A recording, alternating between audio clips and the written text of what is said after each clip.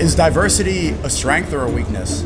What? Why would it not be of strength? Oh, you're like a neo-Nazi? Yeah, man. Oh, look around. This gentrification. I don't know where my aunt live no more. I don't know where my cousin live no more, bro. Some radical Islamists hate whites? Yeah. Well, no, I mean, the radicals do. I think diversity is definitely our strength. When we have more ideas and more perspectives, then that can only be a benefit. Why would that make me a neo-Nazi asking that? You think diversity is a weakness? I just asked you if you think it's a strength or a weakness. You think it's debatable, so you must be. Yeah, it's a lot of people disagree. Your grandparents owned slaves. Your parents then become racist, lived through segregation. You're like, oh, I'm gonna look down on black people. You know, like it's not something you're born with. It's something you're taught. Want to go to the next wage meetup? I'm so down. Let's go. Wait, why are we like... America first or Israel first? Either. I think we're all people, and we all need to learn how to coexist. And I think that jingoism is a huge problem in this country. And we all need to recognize that countries are basically made up, and that, you know, it's just someone decided a line would be somewhere. Hassan, are you Muslim? Yeah. Is diversity a strength or a weakness? Diversity is a strength. I feel like when we have diversity, usually people are more united, and there's less problems out in the world. Were you at the Knicks finals yesterday in the city? Of course. What did you see? Because some people said it was a great celebration, some people said it was a riot, it was looting, and it was people chipping out. It obviously it's going to be a riot. It's New York. There's obviously going to be people that are going to be doing stupid things, and I mean, we see it a different way. Like it's been 53 years since the Knicks ever won a championship. So a lot of people, they've been waiting their whole life for this, and it's just a crazy feeling to certain people. And there's obviously going to be people that are going to You see the bus lit on fire? Yeah, I seen the buses. I seen people. Oh my! I seen a lot of buses getting on fire. I seen them breaking them down. I've seen them destroying cars, stealing things from the halal carts. Like, I seen a lot of stupid things going on, and that's just a normal thing. Like that's a normal New York thing. So they light up a school bus on fire? It is. That's what happened when Kai I haven't Cenat seen that in like 6 years. And Kai Cenat, wait, what happened at Union Square, right? They were stealing stuff from the halal cars, breaking down cars. Even yesterday, they were breaking down cars. And it's just a lot of chaos. Like. We knew this was gonna happen. We knew this was gonna happen before it even happened. So what did you say to people who think that New York City's a zoo? I mean, we have a lot of stupid people that live here. There's a lot of people that don't know how to act. There's a lot of people that don't have any respect for our surroundings. So I'm not surprised. Like some people do act like animals out here. Were you? No. That's good. I know how to. No criminal activity. Yeah. No, I mean, We don't endorse that. No. That's good. Hey, good to meet you, Hassan. What's your name? Caesar. Nice to meet you, What up, Caesar. SNEAKO? Is diversity our strength? I would say yes. In my opinion, diversity is a strong word. I feel like we should all be united together. You know, I say one big thing besides all like the riots and going on. The Knicks winning, it brought New York together. Like I never felt so like together as a unit, as one. Every race, Asians, Dominicans, Yes, Puerto Ricans, yes. blacks, whites. Yes. You know, Hare Krishnas, Indians. Like it's one thing where everybody can forget their differences and 100%. all unite on something like New York City. 100%, and it's just we united, you know, like and it felt great winning the chip, honestly. Are you more proud to be American or more proud to be from New York? Go next. Yes, sir. I'm more proud to be American. I ain't gonna lie, I take pride in that, you know. I mean, I'm Hispanic, Okay. you know, so I take like good pride in my heritage. What was the score of the U.S. game in the World Cup yesterday? Oh, I don't know. Was Exactly. it 2-0? 4-1. 4-1. What was the score of the Knicks game yesterday? 94-90. Sounds like you're more proud to be a New Yorker than an American. 100% though. It's New York Knicks on top. I'm You more just said locked the in on other thing. You said the opposite just now. that. I mean, no, I'm just talking about in general, really. You know what I'm saying? I don't really watch like World Cup like that. I'm not really a All soccer right. person. What makes you proud to be an American? Honestly, it's just we Americans, you know, like it's just we vibing, you know what I'm saying? Like everything about it is being American, you know? Yeah. You gotta take pride in that. How often do you think about our differences in New York? It's the most cultural melting pot in the country. Or do you just see everybody as the same and does that not cross your mind? I say everyone's different in their own ways, you know what I'm saying? Like, but people have their thoughts and theories, you know, like how they want to act and stuff like that. But, you know, just vibing. We vibing. Hell yeah. Hey, Caesar, I appreciate it, bro. For sure. And like when you talk, sometimes when they talk, you can like pan back and forth between. Yeah. Is diversity our strength? Yeah, I think so. Why? Well, I think it's our strength because, you know, people will travel or go through their whole life, like traveling miles and miles and miles. But here in the States, it could be just a couple blocks. I think that's why it's our strength, is that you don't have to go far to interact with the rest of the world. With cultures, yeah. Yeah. I always like to say that I've traveled around the world, but in New York City, you could be in 100 countries in a summer or in a year. Like if you go to Astoria, you have all these different types of people. You go to Chinatown, it is China. Yeah. You know, certain neighborhoods do encapsulate what the culture has to offer. So, do you think that we're able to coexist that way? Because there's a lot of fear mongering, there's a lot of division, especially from this administration and the rhetoric we hear, that diversity is something bad and that we should be segregated.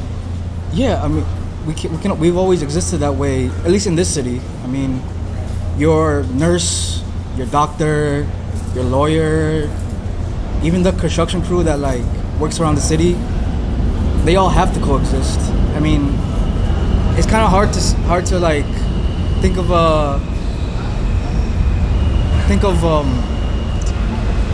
why we can't. The city has existed like this ever since I was like interacting with it when I was like born here. So I don't really like think that there's a possibility that we can't exist together. I think. What role did Mamdani play in reviving New York City? He gave people hope, and I guess Like that 2008 Obama energy. Yeah, like Change. Yeah, like he gave Hope. people a chance to believe in the goodness of the city rather than the harsh reality that everybody faces, I think. And he's one of us in a way, and not in a way, I guess. But I think that Why not in a way? Because he's jumping up and down at a pride parade? Is that what you're saying? I think there's differences than the regular New Yorker. Like he has, like he carries himself from a different background than everybody else. I think that's what makes him different. Yeah, I mean it was unbelievable to me because I think that I never thought like a Muslim man could be a champion of everybody in the city. Look how quickly he turned things around here. We got Yeah. magic now. We need a Muslim emperor of the country. Yeah, Muslim emperor. A Muslim emperor. We need a Muslim caliphate as the president. Obviously, he can't run. I'm joking a little bit, but all the fear mongering, people are afraid of Muslims for so long. He becomes the mayor and then Of all people, brings people together. Yeah. I think like Which is the most important thing a politician is supposed to do: make the people feel safe, protected, provided for. He is bringing that sort of energy. Yeah, and I think I had this crazy like epiphany. Like if you time traveled like 25 years ago and told the people of New York, hey, the mayor is gonna be a Muslim man and the Knicks are in the finals, they only believe like maybe one thing. It is pretty crazy that we're in this timeline. Yeah. I mean, But yeah, salam alaikum, bro. Alaikum salam. Great to meet you. It's a woman in pod. Kieran? Yeah. Where you headed to? What's going on? I'm going to, I was either going to go home or I was going to go up to Times Square to a comedy club to do an open mic. Oh, you're a stand-up comedian? Trying to be. How long you been doing stand-up? Year and a half. What made you start? Is it depression, divorce, or schizophrenia? I've been a two of those things. I've been a chef for 15 years and it's shit. So I'm trying to get out of the kitchen, basically. Okay. Yeah, man. But you're still kind of in the same environment, restaurant environment, waitresses everywhere. Alcoholics, drug addicts everywhere. It's the same thing. Yeah. Psychopaths, yeah, man. What makes you want to leave being a chef? You know, like once you get to, I got to the point where I was like the chef of a restaurant, of a couple of restaurants, and the next step with that was chef owner. And all my friends who own restaurants in this city are miserable, work even more. Are they all cocaine addicts? Is that true? What's that? Are they all cocaine addicts? Nah, I mean it was more back in the day. It's a bit more like kind of like. That was the Anthony Bourdain era. Yeah, it's a bit. You can't really get away with anything in kitchens anymore. You know what I mean? Like the other day, I said to one of the cooks, I said, "I'm gonna crawl inside your asshole and explode," and I got sent into the office. I said, "You can't say that anymore." Isn't that what Gordon Ramsay does? That was all it was. That's the reason I started cooking. You wanted to get the best out of the chefs. You could just, I mean, it was all based on merit. You know what I mean? Like, you're not going to get bullied if you do a good job. But nowadays, it's not. You can't get away with. You can't talk to people like that anymore. And it's all changed. So, what? It got too woke. What's the reason? It got too woke. Exactly. It's exactly what happened. But now in stand-up comedy, you can berate people that you. I needed to get back to berating people and bullying people, and so I got into stand-up. Okay. That's where it's at. How's it going so far? It's going good, man. Yeah, it's fun. It's a pretty depressing environment. Open micing in New York City it feels like therapy and delusion. Coming from kitchens, it's like, to me, it's like heaven. Really? Yeah, it's great. You know, like. What do you talk about? You talk about being a chef? Talk about being a chef. I talk about addiction. Talk about just my take on just general stuff like, you know, relationships, all that kind of shit. Okay. Yeah. Are you from New York? No, I'm from London. Oh, okay. Hey, you're losing your accent though. It's kind of, half and half. I can half. It almost sounds Australian. Yeah, that's right. Yeah. Okay. Is diversity our strength? What do you mean by that? Is it a strength or a weakness, diversity? Because in like this city or in general? I mean, many people say that multiculturalism is destructive. People can't coexist. Unity is impossible. Especially, you hear people say like, "Oh, the white race is declining." I think you have to assimilate, and you know, I'm coming from London, right? I'm coming from England, which has a very high Muslim population, and growing up. See, people talk about racism a lot, right? When I was growing up, the only racism I really experienced in England was radical Islam towards whites. So when I tell people that over there, they're like, "You're crazy. That never happened." But it was a lot of hate in England growing up. Wait, so radical Islamists hate whites? Yeah. Well, the radicals do. Not all Islamists hate white people, but like. What's an example of that? Like Tommy Robinson protests, the Epstein guy? I mean, just like when I was growing up, like, you know, we would get Muslim, like, Pakistani men would drive by and like their BMWs and just roll down the window and spit at us, and you know when was Pakistani would just spit on white guys? Yeah. That's what happened for no reason. Well, because we were white. Really? Yeah, and there's whole areas in London where like you can't really go if you're white because. Really? What neighborhoods? I go to London a lot. Hounslow is one. There's a lot in East London. Peckham, I guess. That's Peckham's kind of gentrified now. Peckham and Brixton. Yeah, Peckham and Brixton, they're actually nicer now. They used to be hellholes when I was growing up. They would say, "Don't go there. You're gonna get shanked." Yeah, if you wanted to buy drugs in London, you would just go to Brixton and get off the train. And I think here too, yeah. Yeah, pretty much. I think diversity. You know, I've always lived in a diverse city, and I love it because it has flavor. And I almost moved to Australia once, but I didn't because I thought it was too white. You know what I mean? So what's the happy middle? I don't know. Everyone's just kind of. I feel like there has to be a little bit of like. I grew up when with my buddies. You know, I had black friends, I had Pakistani friends, I had Asian friends, and we all were like a little bit racist. But it was fine. In a funny way or a hateful way? No, like just like I would just call you whatever, you know what I mean? And he would call me a white motherfucker, and it was back and forth, and it was fun, and it was fine. But nobody took it like to heart. But that's the good kind of racism. That was like a good kind of racism. That's the unifying racism where we acknowledge each other's differences and joke about it because we love each other. Right. Not out of hate because I want to be away from you. I can acknowledge that you're different and make a joke about it, and it's okay. And then you can make a joke back. Right. That's what comedy's all about. That's why you're a stand-up comedian. Exactly. But how do you like bring that into the culture in like New York City? Because it's everyone's a little sensitive around here right now. Do you feel ostracized as a white guy? I don't feel ostracized, but I've definitely felt that the tensions rising over the years. A little bit. You think it's more tense now? Less so with the new guys in charge. You like Mamdani? No, not a fan of Mamdani. What's the reason? I guess it was. I think it's the property thing. I think he kind of, I mean, I don't know if it's actually true, but he said he wants to take property off the wealthy and give it to people that I feel don't deserve it. Okay, so he wants to. It's like Robin Hood wants to steal from the rich. Steal from the rich and give to the poor. Okay.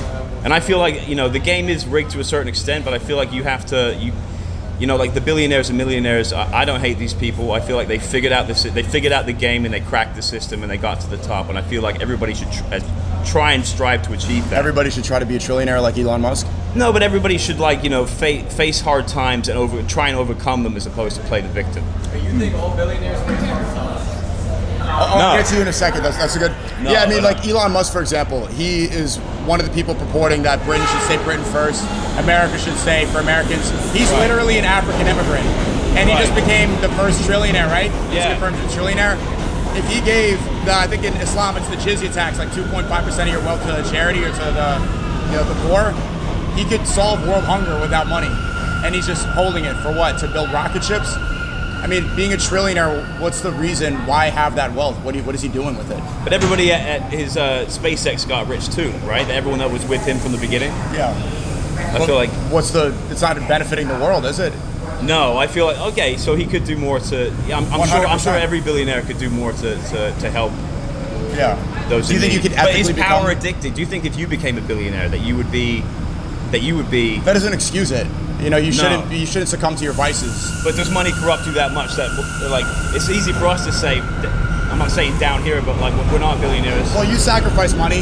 You want it to be a stand-up comedian, you're making far less than you would be making as a chef because you're pursuing what you love. Even as a chef, I made no money. I'm just kind of a masochist, so I just try and get good at stuff. I don't, if the money comes. Well, you pursue things out of love, not out of wealth. Right, exactly. Yeah. I've turned down, millions of dollars because I didn't want to promote gambling. So right. I like to think that I wouldn't be corrupted by that, and I had opportunities to.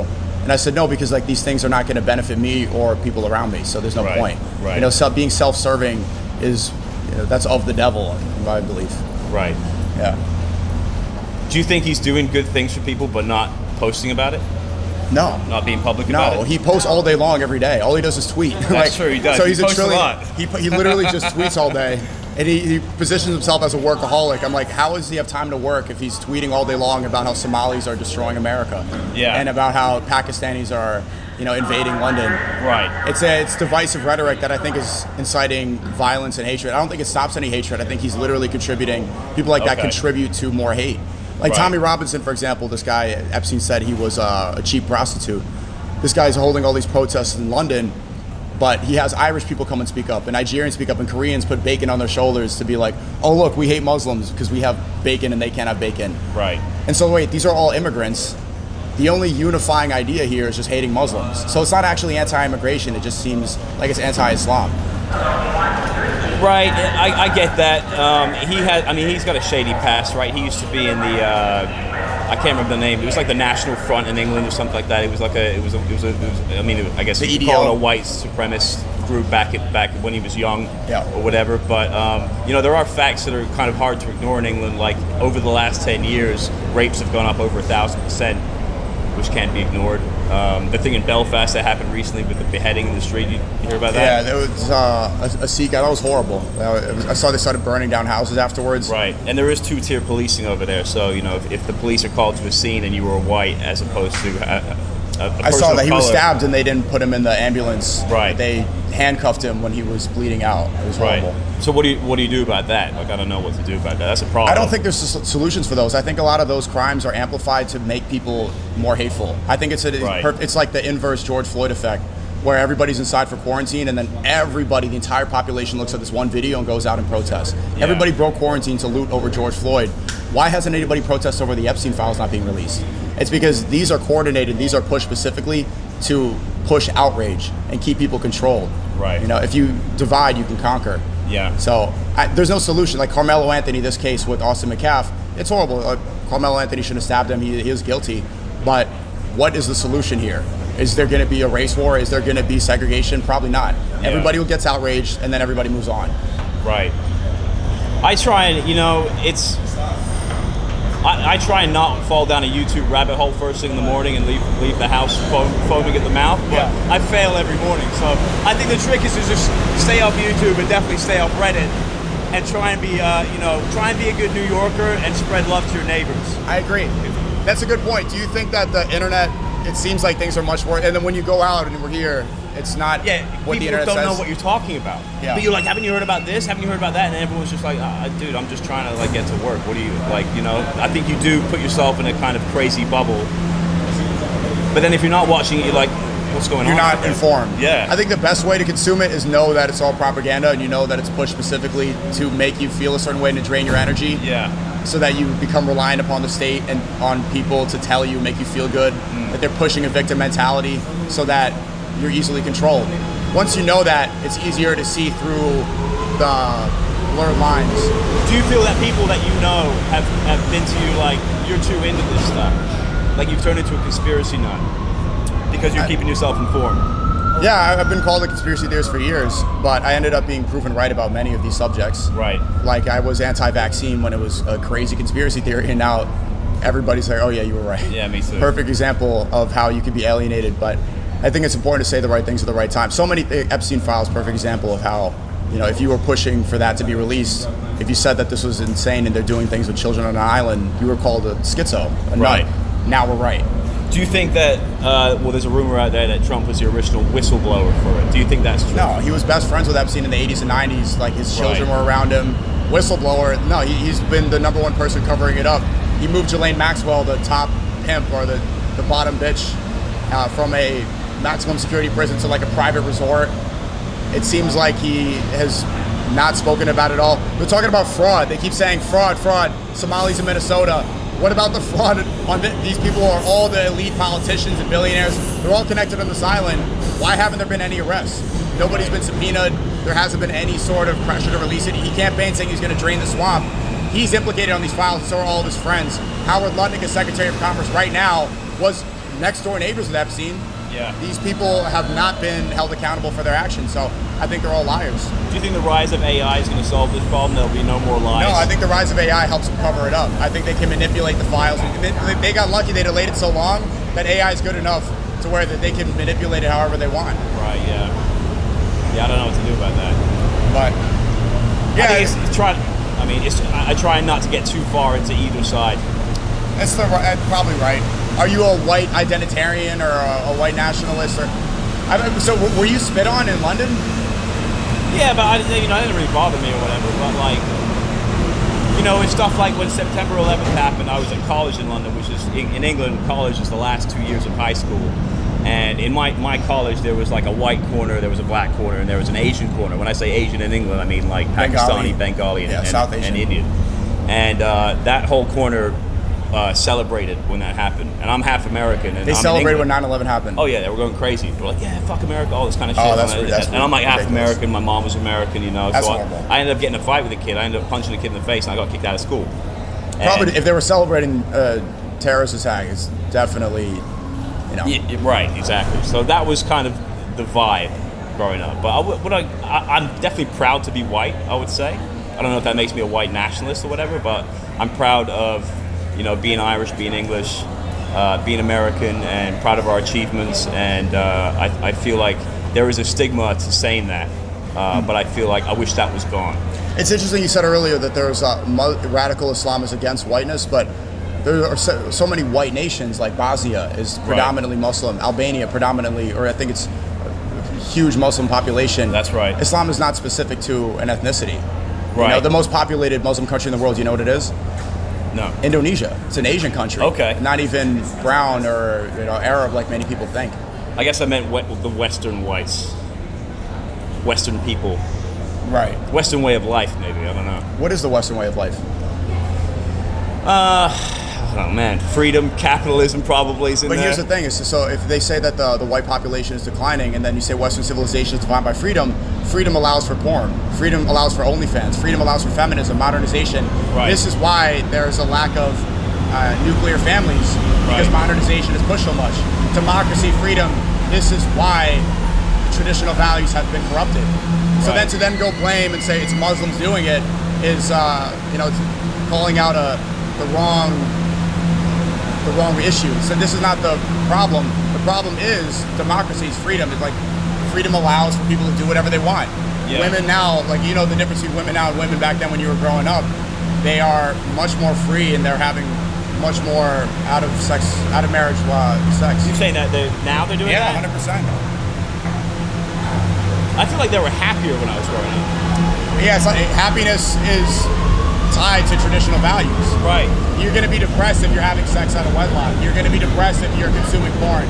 You're going to be depressed if you're going out and drinking all the time and putting terrible things into your body. And they were doing all that when I was growing up, more so than they're doing now. And you think it's more back then?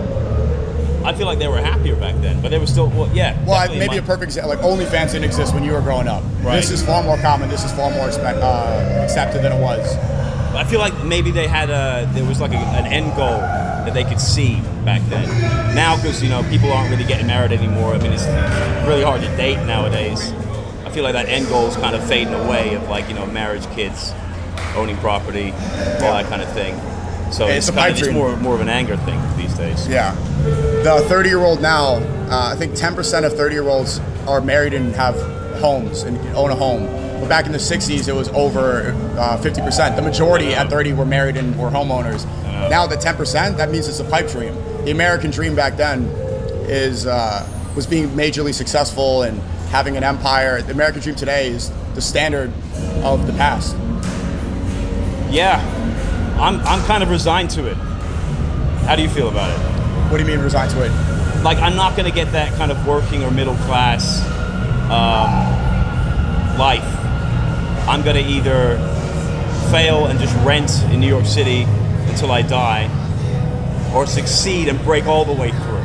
And that's fine. There's no middle ground. There's no middle ground. You're all in. I'm all in. I'm all in too. Yeah, man. It's a pleasure. Hey, pleasure. Nice to meet you. What's your name again? Kieran. Kieran, great to meet you. Yeah, nice to meet you too. What's your name? Danny. Danny, is diversity our strength? Whose strength? Society's strength. I don't know if it's our only strength. I think it's important. Is it a strength or is it a weakness? It's a strength. Okay. You had something to respond to with Kieran just now. He was talking about billionaires and how it's okay. What do you think? Is it okay to be a billionaire? I think that what I was responding to was his point that, or his notion that billionaires and multimillionaires all had to struggle and figure it out. And I think that sometimes wealth is hereditary, and I guess I was questioning that. In terms of should people be billionaires? Honestly, I don't see a reason for people to have billions of dollars when there are people that have nothing. Mm-hmm. Just in terms of what you're talking about, societal or trillionaires. I guess justices. Yeah, trillionaires. Elon Musk just became a trillionaire.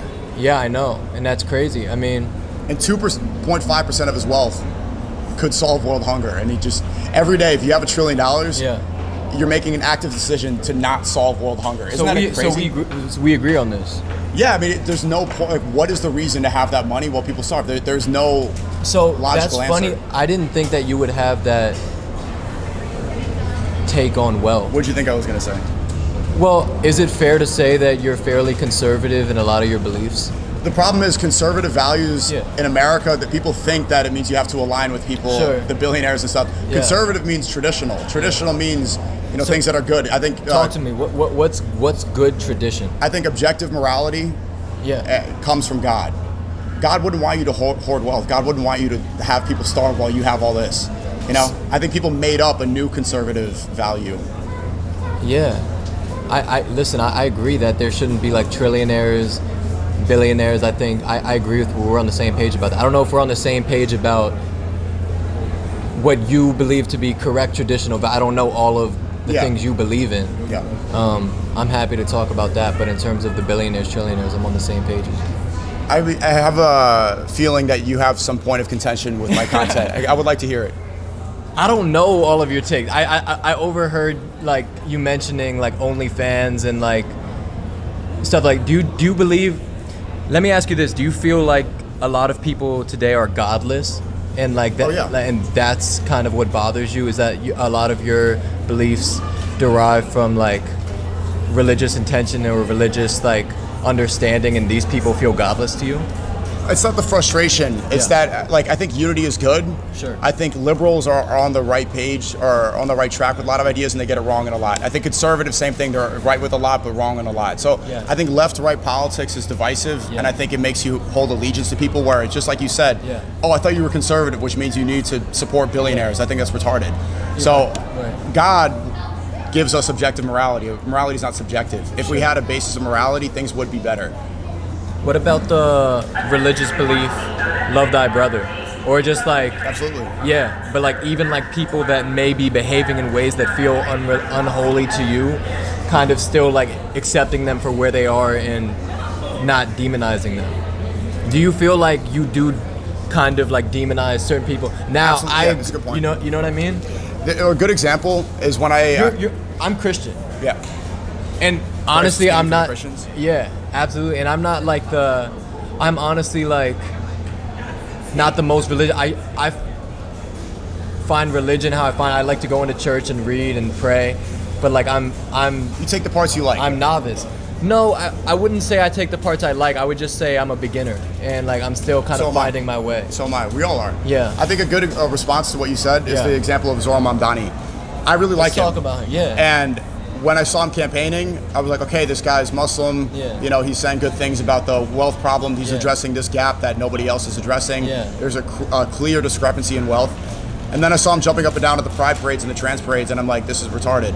And then I look at it now with a different lens. I'm like, all right, are you really going to change the vast majority of these people with hate? If you say, oh, you're sick, you're disgusting, you're evil, you're going to hell, they are going to put up a roadblock. They're going to start hating you more. Absolutely. If you offer kind gesture, I think they're more likely and more willing to come to some sort of truth. Well, would you agree? I mean, the heaviest that I've felt in life is when I have hate toward, like if there's someone, like if I was in high school with someone and I just like hated this person, I didn't want to see them, that actually felt way more heavy to me and like hateful to myself than kind of just like letting it go. Like holding on to that is actually like hate giving is never them a solution. Yeah. It actually like gives the people you're villainizing way more power, I think. Yeah. It you does. agree with that, yeah. It doesn't. It spreads you, and it also purports a victim mentality and us versus them. Us versus them just keeps us divided. You can only win through unity, and you know the great thing about New York City. Well, what does win mean? What would win looking like to you? Success is concerning the LGBTQ issue. Winning ultimately is making it to heaven. That's the ultimate. But concerning them, do you care if they make it to like? I would like them to. Why? Because I want the best for my brothers and sisters. Okay. But do you feel like if they continue to go down the path they're going down, that there's no chance for them to go to heaven? I'm not the one who judges. There is a chance. Sure. But it's likely that there's opportunities they're not going to. So. I got you. Well, thanks for coming on, man. I appreciate it. Absolutely, brother. Have a good one. What's your name? I'm Danny. Danny. Good to meet you, bro. How's the filming chat? Is it good or bad? And I told you the other day, U.S. is going to win the World Cup, and you saw what we did. Yo, we crushed Paraguay. It was a great game. How you doing, bro? Big fan, bro. Chad, is the filming good? It's good? Okay. Yeah. What's your name? Pigs. Does it need to stay a little steadier? Some people are talking about the filming. Yeah, because we're in the ground. Yeah, but I think it's fine. Is diversity our strength? Huh? Is diversity our strength? I'm gonna tell you something, bro. Like, I think we all different, but like, you know, we all the same like color and everything like that. Cause you know, like we were still born from the same race, you know. Are you Mexican? Yeah. Are you proud to be Mexican? Exactly. Are you proud to be American? Yeah, exactly too. Okay. How nationalistic and how tribalistic are you with Mexicans? Let's say right now there's a fight happening between a Mexican and somebody else. Are you gonna step in and jump for the Mexican even if you don't know the situation? Doesn't matter, bro. It's my race. So you will? Yeah. Okay. New York City's a melting pot full of a lot of people. Do you think that people of different tribes and different nations can get along? I hope so, bro, because I really want everybody to get united and everything, you know? I hope people can get along together and everything like that. But if people can't get along, like, what's the point of the world, you know? Right. Okay. Were you outside last night for the Knicks? Yes, win? yes, sir, bro. Were you part? Yeah, it was my birthday yesterday. My birthday was yesterday. Happy birthday, bro. Thank you so Knicks much. won, and it was your birthday. Exactly, Happy birthday. bro. Let's go, man. Yeah, so it was like a great feeling, you know? How do you say it? You say Feliz Navidad? No, that's New Year's. What? How do you say Happy New Year in Spanish? Happy New Year's in Spanish? No, happy birthday. Happy birthday. Feliz cumpleaños. Feliz cumpleaños. Okay. Were you burning the bus yesterday? There were buses on fire and people are mad. Nah, I wasn't lighting anything on fire. I was just. We don't condone nothing criminal. No, I don't do nothing criminal. Not anymore. Okay. How would you describe New York City to people that don't understand and only see the bad parts? I would just say be careful, you know, because if you know where you're at, alright, then you're good. But if you know, like, you're in the bad area, like Bronx or some shit like that, yo, look, you can see my shit right here. I got jumped in the Bronx. When? Probably like 2 weeks ago. What happened? Why? I said some shit to some gangbangers. I was saying like, yo, don't be in the streets, right? And then they were like, alright, like, you know what, fuck it, like, I'm gonna fuck you up. Tilt it up a little bit. Tilt it up. Keep the head in the center of the frame. Like, what did you say to the gangbangers? I said like, yo, stay out of the streets, because I've already been in the streets, right? Yeah. And then they were like, yo, fuck you, who the fuck is you, right? I was like, I'm trying to de-escalate, right? They were like, yo, fuck you, nigga, and then, you know, started happening. How many people jumped you? 6. Oh, you took it though, easy. Huh? You look great. I didn't notice you had a bruise or anything. Exactly, bro. It was light. Because I had one person, right? I started beating him up, right? And that's when his boys jumped in, you know? Yeah. Exactly, bro. They're saying deserve. No, but what you're saying is right. You shouldn't be. Wait, why would you say that to them? Because, like, I already been through that shit, you know? And I don't want nobody else to go through that shit. You know, I've been traumatized and shit. What were you doing in the streets? Selling drugs. Oh. Yeah. Well, you stopped? I stopped, yeah. As soon as I turned 18, bro, I stopped, bro. So you gave them good advice? Yeah, I gave them good advice and then they beat me up. They don't want to listen. Yeah. Exactly. Hey, but man, it's good that you survived that, man, and God protect you. Thank you for the fucking interview, bro. Of course, man. Yeah, I make music, bro. That's dope. Alright, peace, bro. How you doing? What's your name? Amen. Amen? Like you're praying. Is diversity our strength? I think so, yeah. I think America is like, I think it used to be our strength. I think now it's changing. I think back then America was the only country anyone around the world could come and build a home for themselves. But I think right now you could do that in Europe, and even Asia is starting to open up, I think. Okay. Are you white? Ish, I'm North African. Morocco, Algeria? Tunisia. Oh, Tunisian. Okay, you're playing in the World Cup? Yeah. Okay. A lot of people are upset and they don't think that multiculturalism is good. They think it is the result. It causes violence, it causes division. Do you think that people can coexist properly, or should we stay within our tribes? I think, yeah, I mean, I think it's a valid take. I think you do see divisions that are unique to this generation. I don't know if they're unique to like the era. I don't know, like, was fully white Britain any less divided than it is now? Like, one could assume so, one would assume so, but I don't know. Like, I don't know how real that is. Are you Muslim? No. You almost said yes. I was gonna say I was raised Muslim, but I'm not. What happened? I feel like, I don't know. I grew up, my experiences made me not religious. Like what? I really don't know, like, I have some thoughts on that religion. I have some thoughts on, like, every religion. What's your thoughts on Islam? No, I feel like, I feel like to explain why would be to kind of talk down on the religion, but I respect Islamic people, so I don't want to... Fair? Yeah. Fair. How much does the idea of race cross your mind? Does it come up often, or do you... That's like a hard question. Like, I don't know, like, in what context, I what, like, just like... I'm saying this because now New York is under a microscope right now. Yeah. Everybody is seeing that it's amazing, there's celebrations, the great parts of New York. Also the bad parts are getting highlighted. A lot of people are seeing that so many races are out there doing, committing crimes and burning buses, and the idea of race is spoken online a lot more than it is in real life. Ideally, I wouldn't even talk about it as much as I do, but because it's spoken about so much online, I'm wondering if this is something that the average person on the train station thinks about. Yeah, I mean, I'm on social media. I feel like I'm actually trying to actively avoid like anything political, and I can't. So I think I have so many thoughts on all this shit I don't care about. I don't care who's president. At the end of the day, like, I really don't, but I know who's president. I don't even care who really won the NBA, like the finals. It just happened yesterday. It was cool. What do you care about? My own life. What do you do? I got hobbies. I got my job. I got my family. I got my friends. All of those things, and like the things that are like intersecting with those. What are your hobbies? I dance tango. I'm actually going to that right now. You're going to play dance tango? Yeah. Let's go, man. I got to learn. I can only get sturdy. I can't do tango or anything like that. Yeah, it's fun. I like it. You kind of look like Shaggy from Scooby-Doo. I think it's the fit. It's not even you, but it's like I think it's the yellow shirt. That makes sense, man. Yeah. I'm not against that. Yeah. Hey, it's great to meet you, bro. Yes, Have sir. fun at tango. Appreciate you. Peace. You got a minute before you get on the train? What do you want to talk about? Talking about New York. It's pretty new time for the city. Oh, yeah. Yeah. What's your name? Nick. Oh, Nick, I already asked that. You got a minute? You won't miss the train. 3 minutes. Yeah, you're perfect. It's a 1 minute podcast.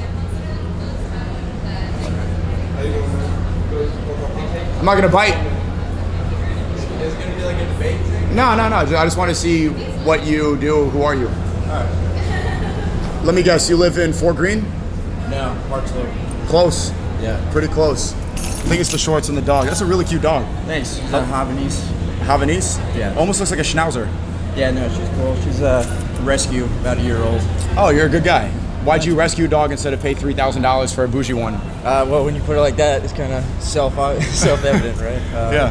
No, I've always been a dog lover, man. You know, I walked dogs when I first moved here, and I've had Havaneses forever. So this one, you're right. If we would have, went to a breeder, it would have been like $3,000. So Yeah. Well, that's good, man. Rescuing a dog is a good thing. Do you want to have kids? I'm noticing more people are having dogs instead of kids. I do want to have kids eventually. I just got to get into a financial situation that feels a little bit more stable. Well, you could afford Park Slope. I used to live there when I was little. Yeah, I could afford Park Slope. It's almost like getting out to Park Slope into something more resembling like a suburb or a rural suburban area would probably be more beneficial to actually having kids.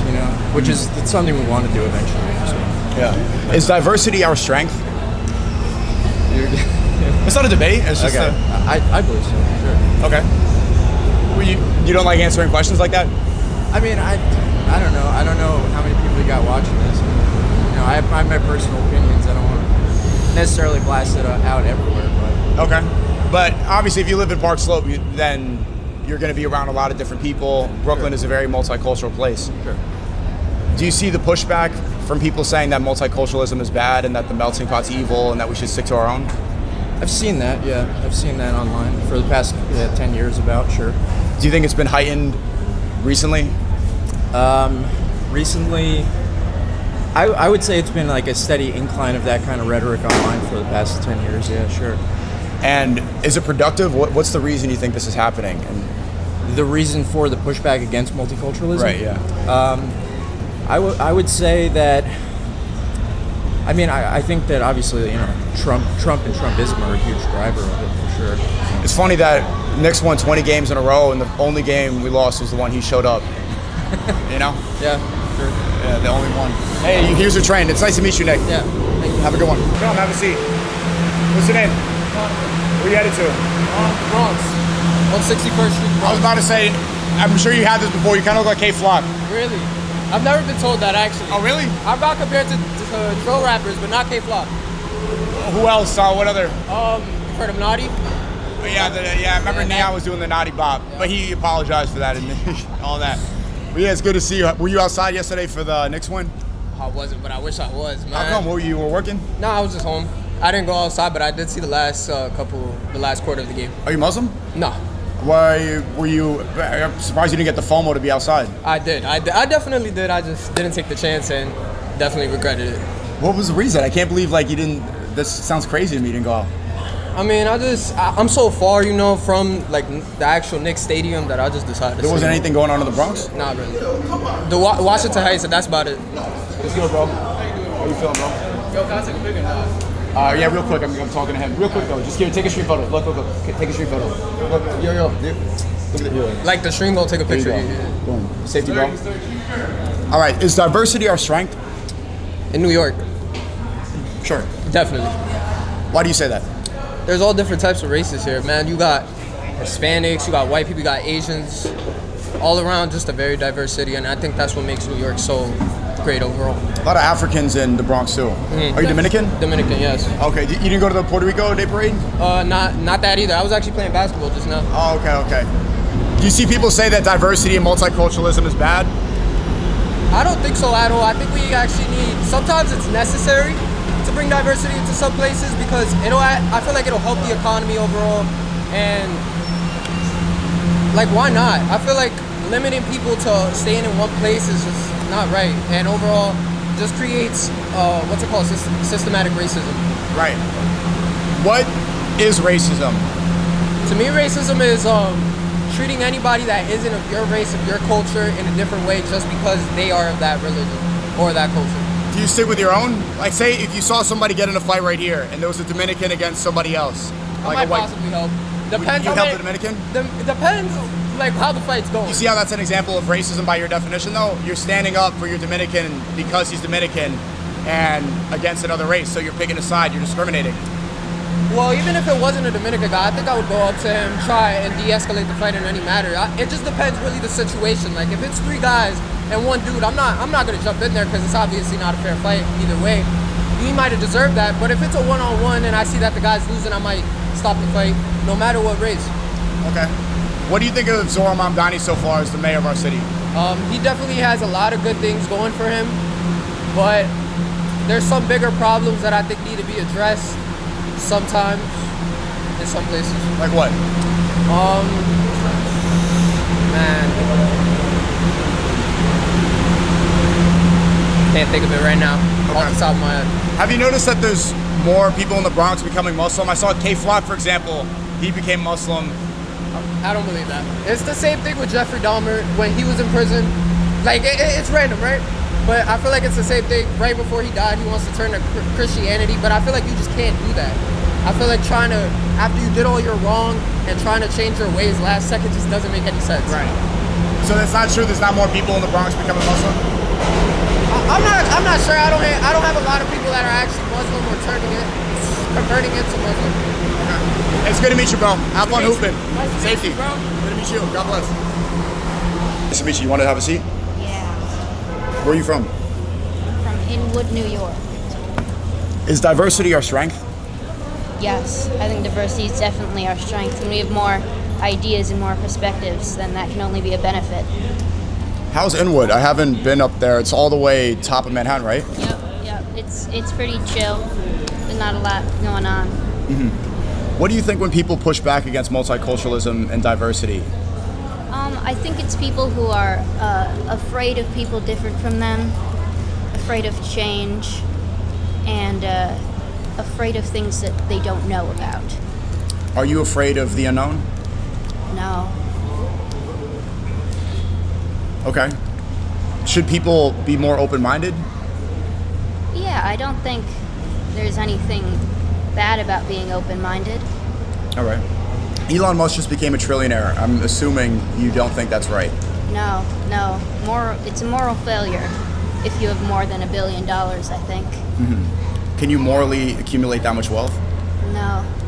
It can only happen through exploitation. Then why are people like that so popular, especially in politics now? Elon used to be kind of a liberal atheist, and then now he seems to be a white nationalist, conservative, MAGA type. Well, I think he's always been conservative. He grew up during apartheid, which is one of the most unjust systems ever created. And if you grow up during that, I don't think you can really be a good person unless you completely break away from it. Mm-hmm. America first or Israel first? Either. Neither or either? Neither. Why do you say that? You live in America. I do live in America, but I think we're all people and we all need to learn how to coexist.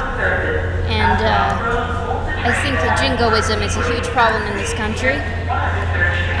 And we all need to recognize that countries are basically made up. And that, it's just someone decided a line would be somewhere. Mm-hmm. So, immigration should be encouraged and we shouldn't have closed borders? Yes. Yeah, before Reagan, we essentially did have an open border. and I think immigrants really benefit this country. Okay. So, should people have any sort of national pride, or is that all useless tribalistic belief? Yeah, I mean, you can be proud of the country you live in, but I think there's a limit to that. And you know, if you start doing an us versus them thing, then I think that can only bring destruction. Thank you so much. I appreciate Thank it. you. Nice, what's your name again? Winnie. Nice to meet you, Winnie. Yeah. Are you Senegalese? What? Are you Senegalese? What's that? West African? No. Where are your parents from? St. Lucia, so like the Caribbean. Oh, I know St. Lucia. That's a small Caribbean island. It's like 400,000 people. Yep. You have a different Creole. My dad's from Haiti. It's like some similar but different. Yeah. I know St. Lucia, they love to, well, I'm not trying to say bad things. I heard that drinking and driving is popular there. Okay, I'm right. There's a lot of interesting things going on over there. All right. Is diversity our strength? I would say, you mean in the U.S. specifically? I mean in general, because New York City is a good example of multiculturalism, but there's a lot of pushback and a lot of animosity towards that idea. Yeah. I would say diversity is definitely a strength. Yeah. How so? I think when you diversify things, you get multiple different viewpoints and angles. And because you get those different viewpoints and angles, you're able to build a bigger picture of how the world actually works, as opposed to just following like a narrow path. Okay. Do you side with your own? Say that again? Do you side with your own? What do you mean in terms of like? Do you side with your own people? I would say sometimes, yeah. Who are your people? But in that same token, they can be wrong. So I think it's critical to have an open mind and realize when your side is wrong and when it's time to... What do you say? I think it's good to know when your side is right and know when your side is wrong. So keeping that open mind. Okay. But who are your people? I would say it depends on what community you fit within. What about for you? So for me, I like to hang around like a diversified set of people. It could be my professors, it could be my close friends. It's really just like a diversified mix of people. And do you see people of your own color, of your own race as your own, or people of the same idea? What do you prioritize as similarity? Prioritize, I would say, without a doubt, the same mindset. I would say having people that have somewhat of the same mindset as you is people that I typically identify with. I don't really look at race as something that like, I identify with someone with. It's more about your mindset. It's your belief. Yeah, you could be from China and you could have certain beliefs that I align with. You could be from St. Lucia and have different viewpoints that I align with. So I don't really look at race or gender even. I think it's more so about what's in your mind. What is in your mind? I would say it depends on what the situation is. Sure. Like give me like more context as to what's in my mind. So what would someone have to believe for you to consider them similar to you? Well, I would say definitely the way they carry themselves. Different beliefs about not quitting, different beliefs about grit and pushing through. Those are people that I tend to identify with because ambition. Yeah. Because that's the situation you're in now. You're in an ambitious state. Yeah. What are you trying to be? I would say definitely a real estate developer, changing the world for the better. Yeah. Yeah. You're already pretty on the way there, it looks like. I think appearance is a lot of it, and the way you present yourself and the way you dress, I think it goes a long way. Yeah. I would possibly rent an apartment from you. Yeah, or buy a development. Or, yeah. Yeah. So how old are you? I'm 22. Okay. How old are you? I'm 27. I'm 27. Yeah, I'm getting up there. How old is Unc? Unc, I would say definitely someone in their like 30s or 40s, honestly. Yes. Yeah, you're not Unc. 28 soon. Yeah. Getting there. Hey, thanks for coming on, man. Yeah, I appreciate it. thank you so much. Appreciate you. Have a good one. What is it? SNEAKO? SNEAKO. SNEAKO. Nice to meet you, SNEAKO. Nice to meet you. Hey, what's your name? Oh, Richard. I went to the foot school. We played soccer together in middle school. We did? Yeah. I was like 2 grades below you. Really? Wait, Yeah. have a seat. Wait, Yeah. I don't remember you. I'm sorry. No, dude, it's totally fine. Like, we played on the same soccer team in elementary school? Yeah, the foot school in like New Haven. Are you 1 grade below me? I was 2 grades below. I was 1 grade below Vincent. What the I know, yeah, it's crazy. Whoa. Yeah, I saw you and I was like, I gotta say hi. What was I like at elementary school? You're a cool guy. Yeah, I mean, we didn't talk much. Like I said, we literally just played like soccer together, but you were cool. Oh, some people say I'm LARPing playing soccer. I've been playing since I was a little kid. Oh, yeah, no, we both were. we both were playing. I'm sure there's a picture somewhere. Were you good at soccer? No, I was not good at all. I was like not great. I don't know why I remember you not being good. I was gonna say that too. It's okay. It's all good, man. I'm just making that up. I'm just no, dude, you're good. I really just want to like say what's up and just like. Oh, it's good to see you. Yeah. What are you doing in the city? I work in the music industry. Oh, okay. Yeah, You yeah. manage rappers? No, I'm an audio engineer. I work at a recording studio. Man, long time no see. Yeah, dude, long time no see. Good to see You know, man. remember Tim Tompkins? No, I don't remember Tim Tompkins. He was on the soccer team too. The black guy. He was a forward. Yeah, so I played with like Tamir, like Aaron Lake. Like Tamir was I think 9th grade, and then you were 8th grade. Tamir's and I was older than 6th me. grade. Yeah, older grade. Tim, but you must have Like, heard Tim Jared Tompkins. Malaz. I don't remember Tim There's another guy Tompkins. from Foot School. He's now he does a podcast with Alex Jones' son. Oh, I just okay, saw him got pop it. up. Oh, fire. Dude. Small world, man. Hey, it's Yeah. great to Yeah, see you, good man. to see you, man. Yeah, good luck Wow. with everything. Peace, bro. Yeah. Hey, how you doing? Would you like to be on? What's your name?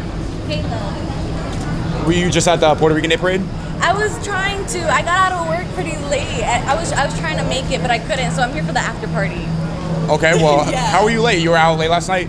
Yeah, I kind of was because I was out for the Knicks game. Knicks up, we won. We won. How was it? won. Are you tired? It was a rowdy up night. late, but it was really fun. What'd you do last night? Would you burn a school bus in Times Square? No, I didn't do that. I didn't take part in the vandalism. That's good. But like, I was there for the good vibes and everything, you know? What did you do? What did you see? Well, it was a watch party. People had the game like basically streaming like all over the place, all over the city, on the walls. Mhm. So yeah. How long have you been a Knicks fan? Very recent. Very recent. As of when I started gambling. When you started what? When I started gambling. Oh, okay. Yeah, So did you win putting money? in, yeah, I did. How much Because did you Jalen win? Brunson. I was saying it. All eyes on Jalen Brunson last night. So how much money did you go up? I put 500 in that bitch. I'm 500 up. Let's go. Yeah, Nice. let's Well done. go. Well, maybe just stop gambling now, and then you'll have won. Just leave it at that. A lot of people lose money gambling. Exactly. Most you people gotta do. keep the positive energy. Leave the casino when you're up. Okay. Was it crazy last night? I thought it was beautiful. It was unity. It was celebrations. It was great. But there was some bad things too, and criminal activity too. I mean, Yeah, that wasn't nice. No. But everything else was nice. Everyone coming together, cheering. it was beautiful. You heard literally screams throughout the whole city. Yeah. Why do you think we won the first chip in 53 years? Is it Zoran Mamdani? You said what? Why do you think? What broke the curse? The curse for what? For New York, yeah, first chip in 53 years. Probably Jalen Brunson. He just put that work in. It Yeah. was all him. Yeah. Yeah. How long have you been in New York? I lived in New York my whole life. You have? Yeah. Have you ever seen the city this lit? Nah, actually, it was the most lit. Probably then, and that Kai Cenat event. It was really popping in the city then. Like, Yeah. really, yeah. Did you go to the Streamer University auditions? No, I don't stream, but like that would be cool. Hey, why not? You have a good personality. I don't know, like I feel like I don't know. I wouldn't know what to say all the time. That's true. Yeah, you have to yap a lot. Yeah. Is diversity our strength? Is diversity our strength? Elaborate on that.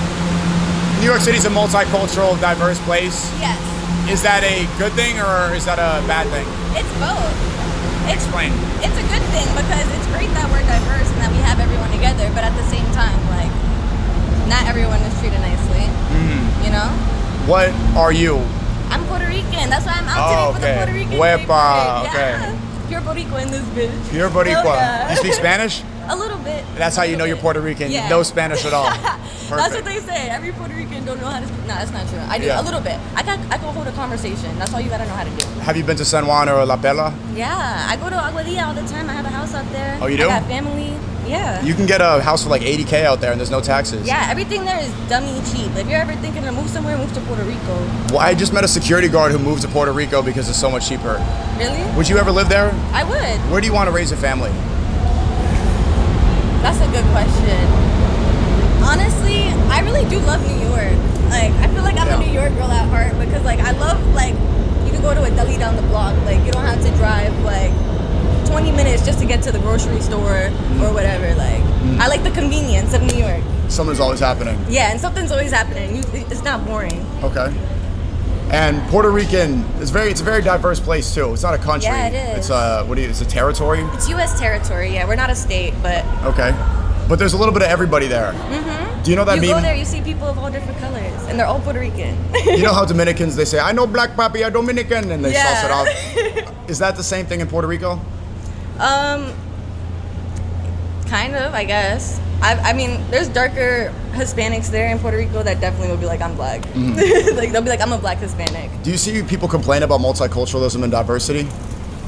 No, not in Puerto Rico. Well, in general, like maybe on the internet or from people. Well, yeah. People afraid of multiculturalism.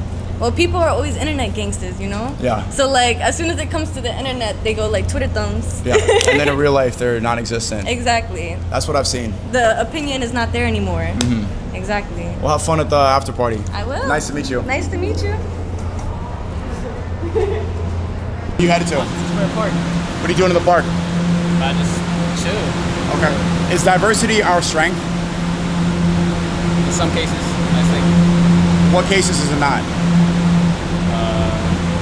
I'd say like stereotypes. Don't we all stereotype? If that makes sense. Doesn't everybody stereotype?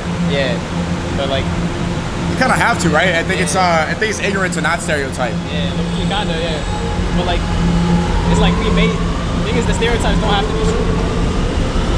It's like we were like molded into it sometimes.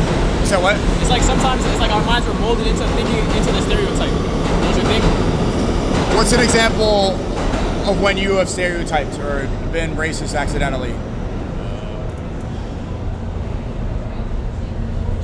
Dang, it's probably like, it would probably be subconscious. Like I can't think off the top of my head right You don't now. care the last time something happened? No. Okay. I stereotype all the time, but the thing is I'm like right 96% of the time, like guessing where people are from, what their background is, what their beliefs are. Coming from talking to a lot of people of all different races all over the world, you get to understand there's a lot of similarities, and so stereotyping is just it's just pattern recognition. Yeah, probably. So. Right. What do you think when people are against multiculturalism and diversity? Why do you think that they push back on that? Because that's what makes New York City great, isn't it? The hell yeah. I mean, it's probably like just being scared of like, you know, fear comes from like from the unknown, basically. And so they're probably just scared of like not interacting with that type of person before.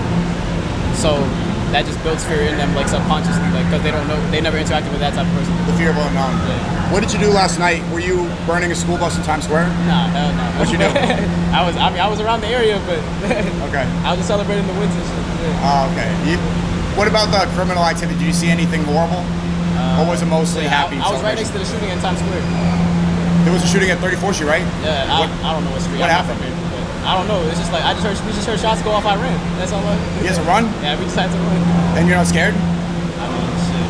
I mean, it's kind of expected. There's like too many people out here, bro. Like I don't know. Die every day, B. Yeah. Shout every day. You never know. Hey, have fun at the park, man. Good to meet you. Get it. Let's get it. You want to sit down for a sec? How did you celebrate last night for the next one in? I can hold this all good. Alright, I was at a bar, man. Let me start by saying, alright, I'm from Brooklyn, New York. I live in Los Angeles, California. Okay. I watched all of the playoffs at 33 Taps in Silver Lake, Los Angeles, California. I came to New York for Game 5. There were way more New Yorkers in Silver Lake, Los Angeles, California. We've been displaced. Don't believe the hype. Them niggas outside are not from New York. Y'all from New York. Not everybody from New York, bro. Why are New Yorkers in Silver Lake, Los Angeles? We got displaced. COVID? What happened? No, they priced us out. Like the Palestinians in Israel? Yes. Yeah, man. Oh, look around. This gentrification. I don't know where my aunt live no more. I don't know where my cousin live no more, bro. They don't live where we used to live. Right. We are displaced, man.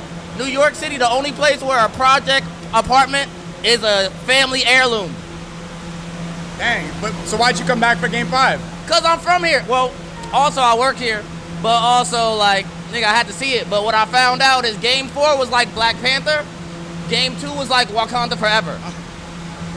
Did you burn a school bus in Times Square? Nah, I watched the game with my wife and my mother. Okay. How long? I'm full. Yo, you got nice Jordans real quick. Can we show the camera? Yo, that shit's inspiring. Those are like some Spike Lee joints. Hey, man. That's Union some real LA, Brooklyn. man. We got the Union LA shits, man. These the hottest J's of the year. That looks like Brooklyn drip.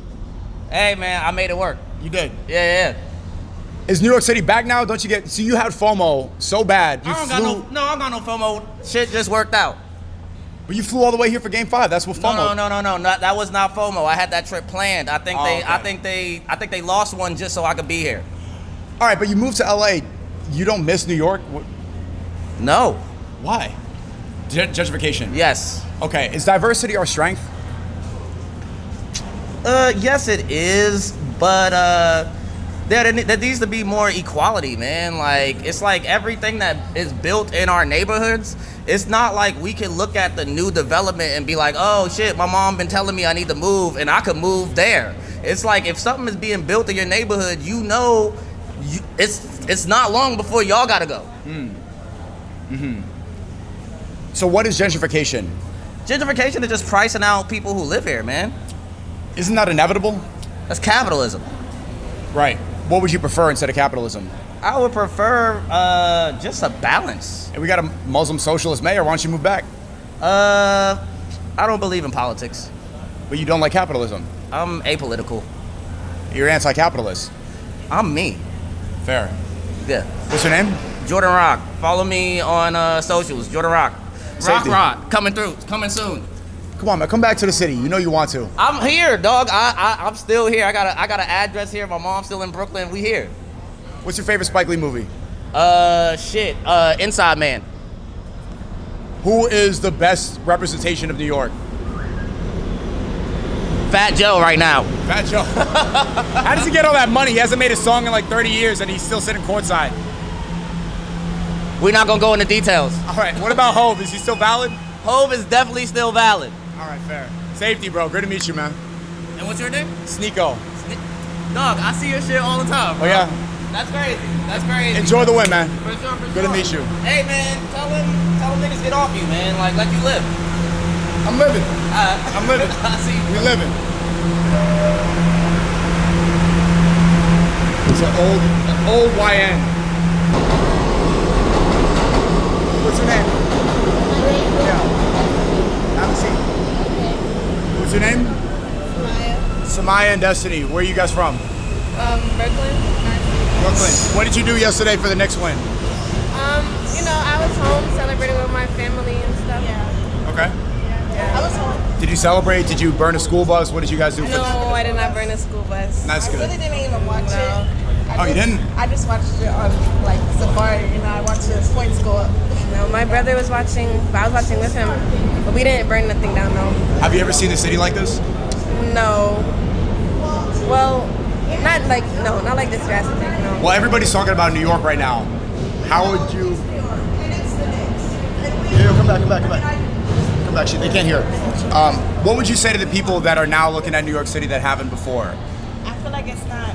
Wait, sorry. Repeat the question. All eyes are on New York right now. Yeah. What would you say to the people that are now paying attention to the city? What should they know that they don't? Are there misconceptions? I feel like it's not everybody. It's just the sports fans. I feel like they need to separate like the groups of people. It's not everybody is like that. Not the whole New York is like that. Yeah, and I feel like because the victory was such a long time, they might be overreacting a bit, in excitement. But I don't think it still justifies what they're doing. Yeah, the school bus burning down the school bus. Yeah. Beating up the Spurs fans. I don't think that's. Yeah. We condemn that. That's good. I don't think that's acceptable. A lot of people who are now looking at New York are talking about multiculturalism. Is diversity a strength or a weakness? I think it's a strength. Diversity in New York. In general. Yeah, I think it's a strength. Yeah, all the different cultures and stuff. I think it makes the community better. Are there weaknesses to diversity? I feel like not everybody is used to different cultures and stuff. So yeah, some people might not view different, like they might have different perspectives, and it might clash sometimes. Right. What's an example of you clashing with a different group?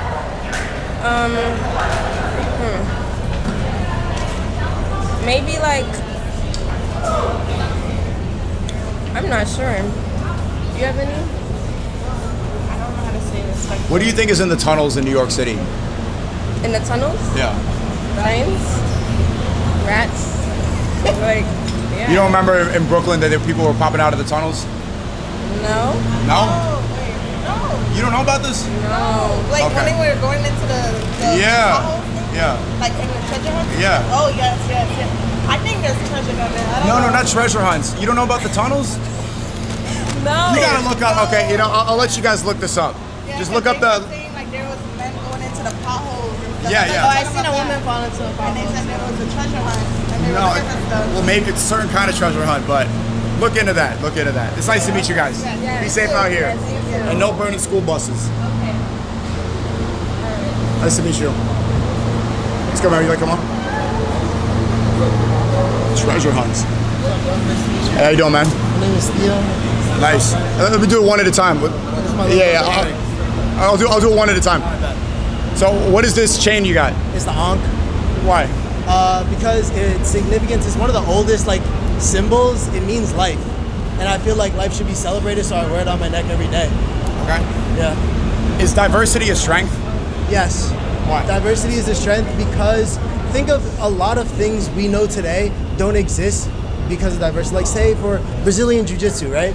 That's because the Japanese brought Jiu-Jitsu to Brazil. And Black things people like that. brought fried chicken to South Korea, and then Koreans made Korean fried chicken. Exactly. So many things we have in our society today are because of diversity. So it's definitely a strength. We also have crime and division and clashing of cultures. Multiculturalism is can cause a lot of hate. Yes, and I think that's because of prejudice, and I don't think that's just because of diversity. I think that's what we're taught, in a sense. Like, I mean, shit. You look at it. Your grandparents owned slaves. Your parents then become racist, live through segregation. You're like, oh, I'm gonna look down on black people. You know, like it's not something you're born with. It's something you're taught. Is it okay to be a billionaire? In my personal opinion, I mean, I feel like billionaires should be a lot more. They should give out a lot more, but I won't knock nobody's hustle. Like I can't say, oh my God, you're a billionaire, I hate you because you have money. Even though sometimes that's fair, it's like I'm not gonna knock their hustle, but I do feel like a lot of the fact that I think it's like the top 1% control how much. That's kind of fucked up. America first or Israel first? America first. Yeah, I mean, I don't think. What am I supposed to put Israel? Bro, what? No, not Israel. Bro, America first, always. What's wrong with Israel? What's wrong with Israel? There's nothing wrong with Israel. Like I want. There's a lot. Well, okay. Yeah, let me take that back. There is stuff wrong with Israel. The fact that they're ethnically cleansed in another country is just wrong. Like free Palestine. Let me clear that out first. Okay.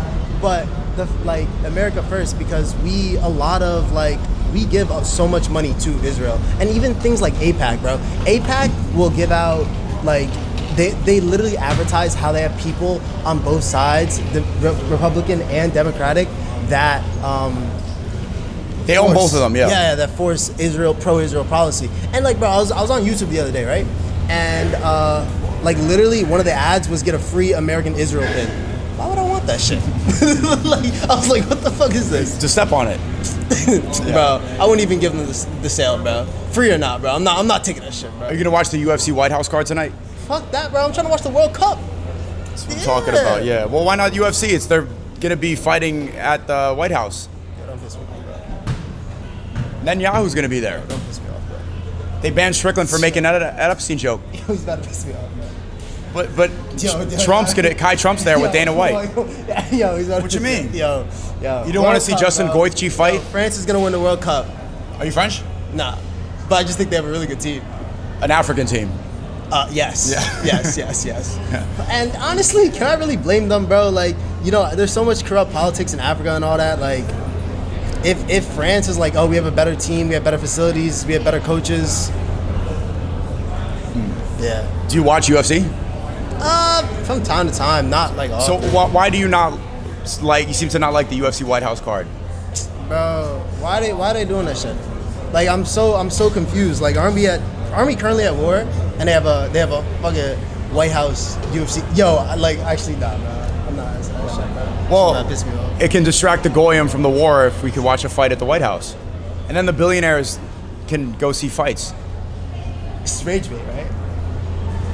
This is rage bait, right? No, we need to have the politicians be able to watch MMA instead of the fans. We need to ban Sean Strickland because he's an anti-Semite. Nah, you got it, bro. Like I'm not. We need to let the Epstein list go watch a fight instead of regular people.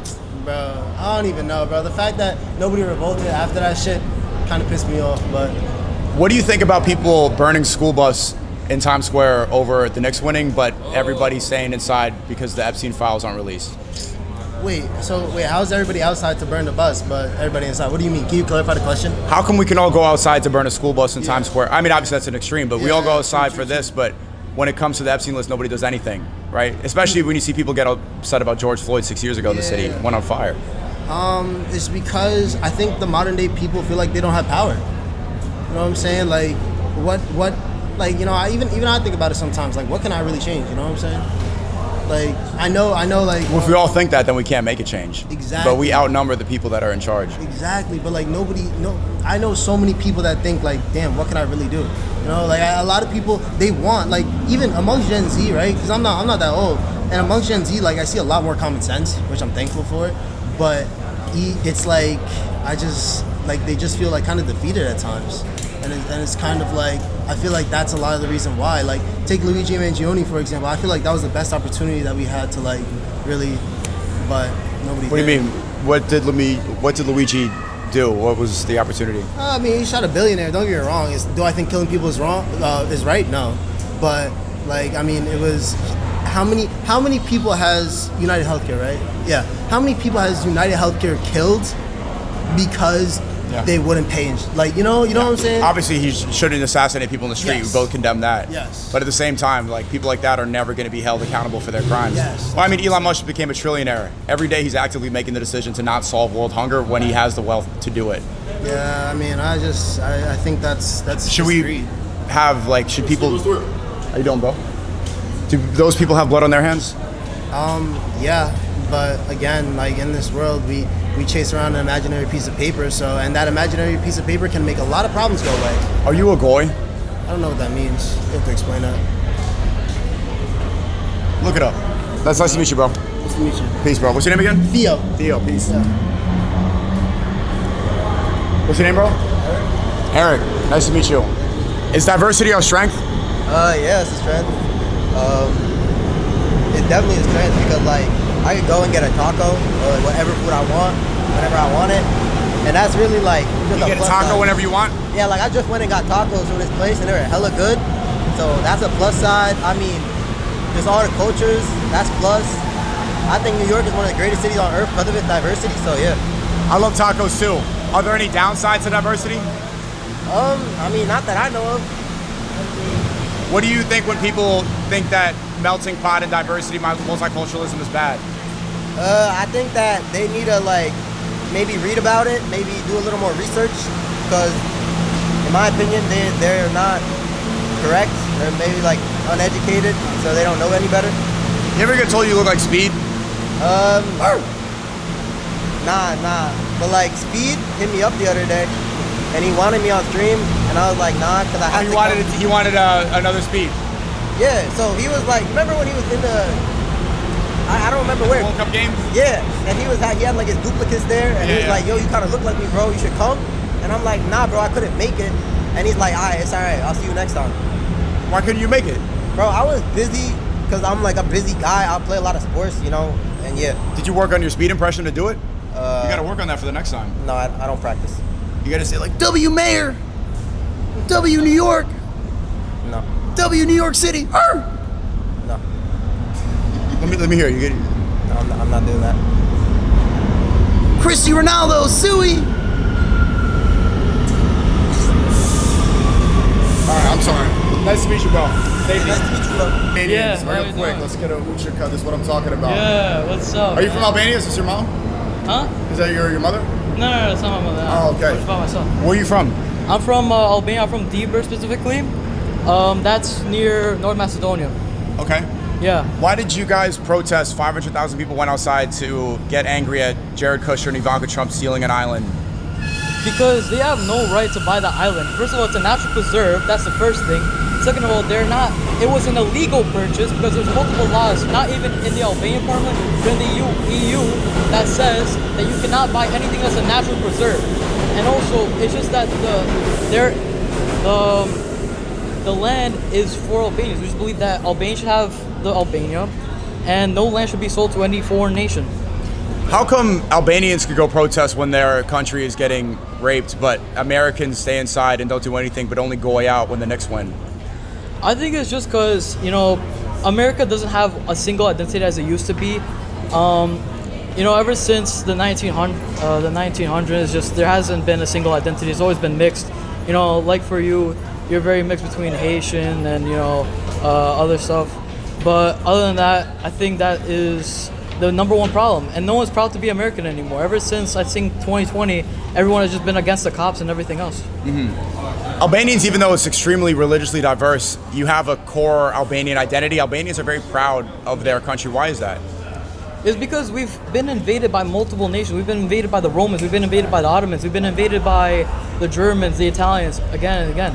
And we always had to come together and fight, just like how we're fighting right now for our own rights and our own land. Do you support Bosnia? I support Bosnia. I am a Muslim myself, so I do 100% support Bosnia and support Croatia as well. You're Muslim? I'm Muslim, yes. How long have you been Muslim?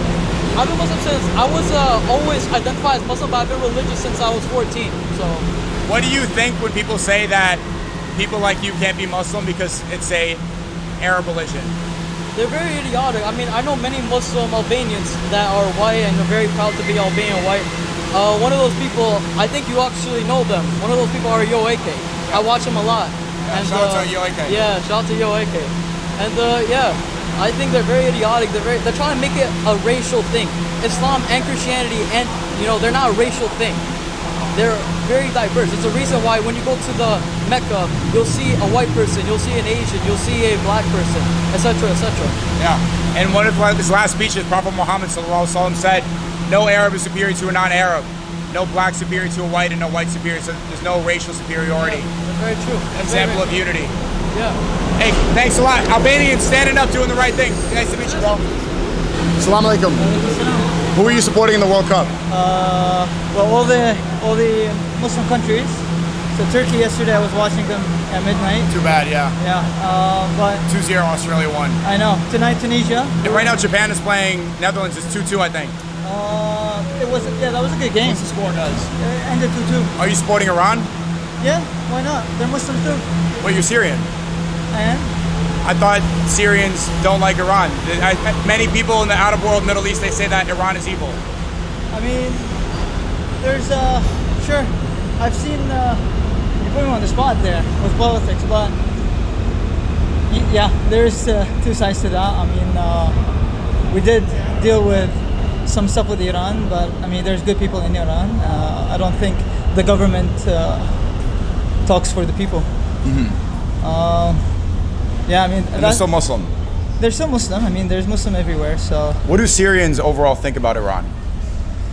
Good question. A lot of them don't like them, like as a government, because of what they did to the Syrian people. I should have. Let's see. This is good. Well, I see this all the time because Iran is the only one fighting for the oppressed in Lebanon and Palestine.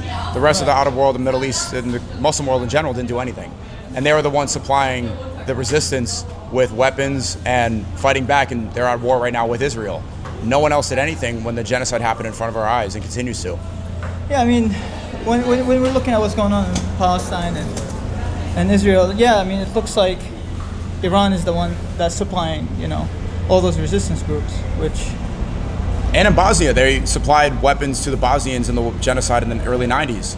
And Yahya Sinwar, the leader of the Palestinian resistance before he passed away, he said himself that Iran was the only one to help us while the rest of the Muslim world did nothing. Yeah, it seems like Iran seems to be the country that steps up when, but at the same time, when it comes to politics, especially when it comes to the war, see, here's my thing. You don't want to upset anybody, no, I know. It's not that. I grew up I didn't really live in Syria. But my background is Syrian, and growing up under that regime of you can't really talk about politics, I kind of had to always be in a neutral spot. It made it very difficult for me to not pick sides at all, but I know, when to speak and when not to speak about it. Why did Iran do what it did in Syria? Was it CIA? Was it real? Was it Shia Sunni? What happened? It's not. I don't know if it's Shia Sunni. It's.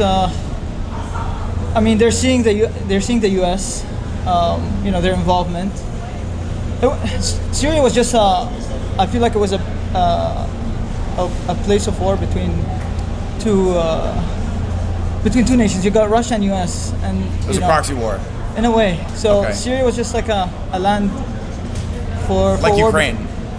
Is it? I mean, Kind of. I'm I not mean, sure. Ukraine war is kind of a proxy war between the U.S. and NATO and Russia.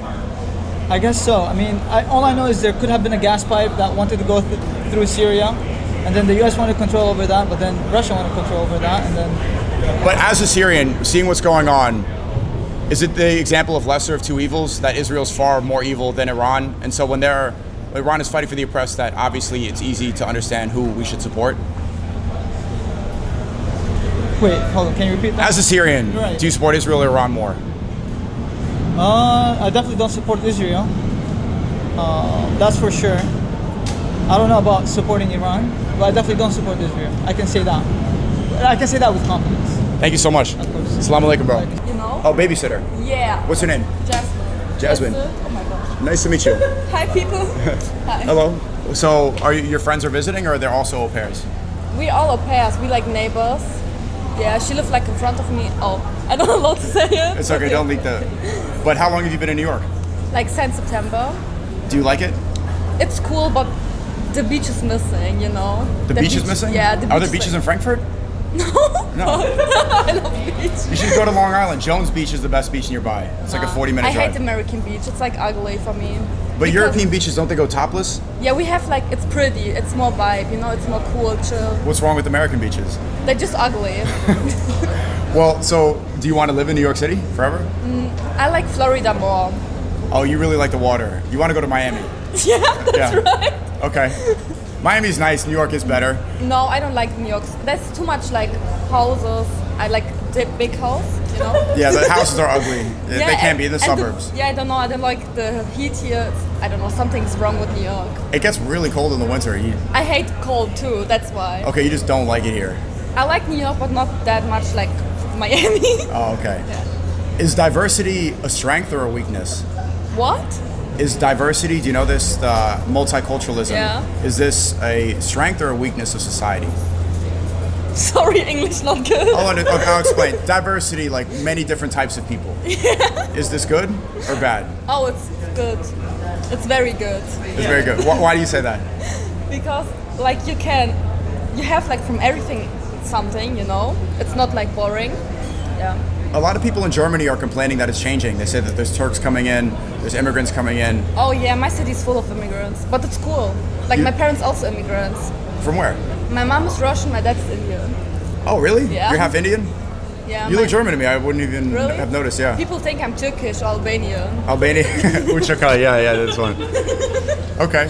So why do you think that they're upset about diversity in Germany if it's a good thing and you can experience different cultures? Because some people don't really can immigrate like right. They do like too much mess. They don't assimilate. Yeah. They do like Germany like a mess. They do like break stuff or like I don't know. They just little bit. They're cuckoo. But you're a good immigrant. You have assimilated. I'm born in Germany, just my parents are immigrants. Okay.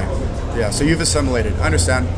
It's nice to meet you. Thanks for coming on. What's your name again? Jasmine. Jasmine. What's your name? SNEAKO. Sneaker? Yeah. Nice to meet you. Enjoy the beach or don't get too hot or cold. Brown sheep. Are you wait in Russia, are you Jewish? She went. Would you like to come on? Where are you from? Also Germany. But you're actually German. My parents are Italian and German. Okay. Is diversity a strength or a weakness? As strength, I would say, yeah, it's like you have so many things mixed, and you could also say, yeah, you're from another country. Germany didn't used to always be pro-diversity. No. No, but the last couple of years they got bigger with everything, but now they kind of turn bad again, like against Against migrants. immigration, yeah. Okay, so what's going to happen? Is there going to be a far-right leader elected in Germany? What's going to be the solution to this immigration issue? I don't know. I'm not that much into politics. Oh, it's okay.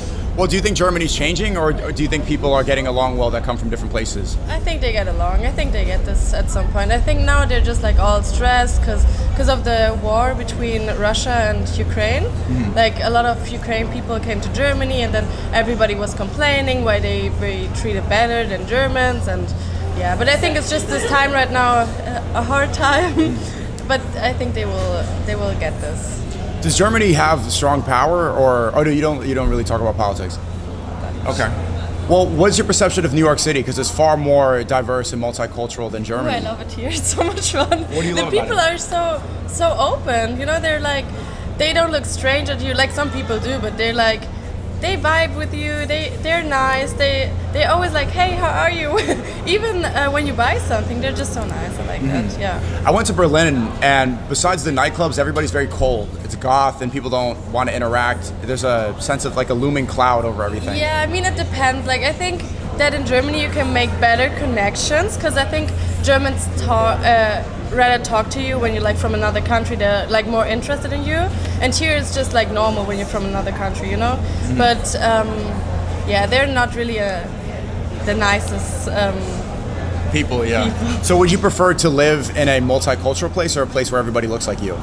No, multicultural. Yeah, like diversity and like I don't know. I like I don't know here because in Germany you only have like 4 or 5 types of food, and here they have like everything. Yeah. Yeah. It's What so do you have in nice, Germany? so You have refreshing. schnitzel. Kebab. Döner, Leute. Kebab is not even German food. No, it's not. But it's the best in Germany. There you go, multiculturalism. Yeah. Thanks so much, Danke. Bitte. Bye-bye. Nice to meet you. Bye. Home. Oh, home. Yeah. Oh, Jersey. What's your name? Greta. Greta, nice to meet you, SNEAKO. And where are you from? Frankfurt? Berlin. Berlin. Oh, I was just talking about Berlin. Have you been to Bergheim before? No, but I want to go. How come you haven't been? Because it's like kind of hard to get in. And I don't really like techno that much. Mm-hmm. It's like Do you prefer Berlin or New York City? New York City. Why? Because it's like, it's more crazy, it's more fun. I like Berlin, but this is like another level. Can't Americans compare. don't really know about Berlin. You could probably describe it better than me. How would you describe Berlin to Americans? Like a small New York City. A little bit. With the people, like the people are kind of wild there too. I think a little New York City, yeah. Mm-hmm. Berlin is interesting because that's where the Berlin Wall was, and there was a separation between East and West Germany. Yep. And when it was tore down in the 80s, they loved it. And it's a perfect representation of cultures coming together rather than being divided. That's true. So Berlin, you come from a place that celebrates multiculturalism. Mhm. Do you think that it has any weaknesses? The city? Multiculturalism and diversity.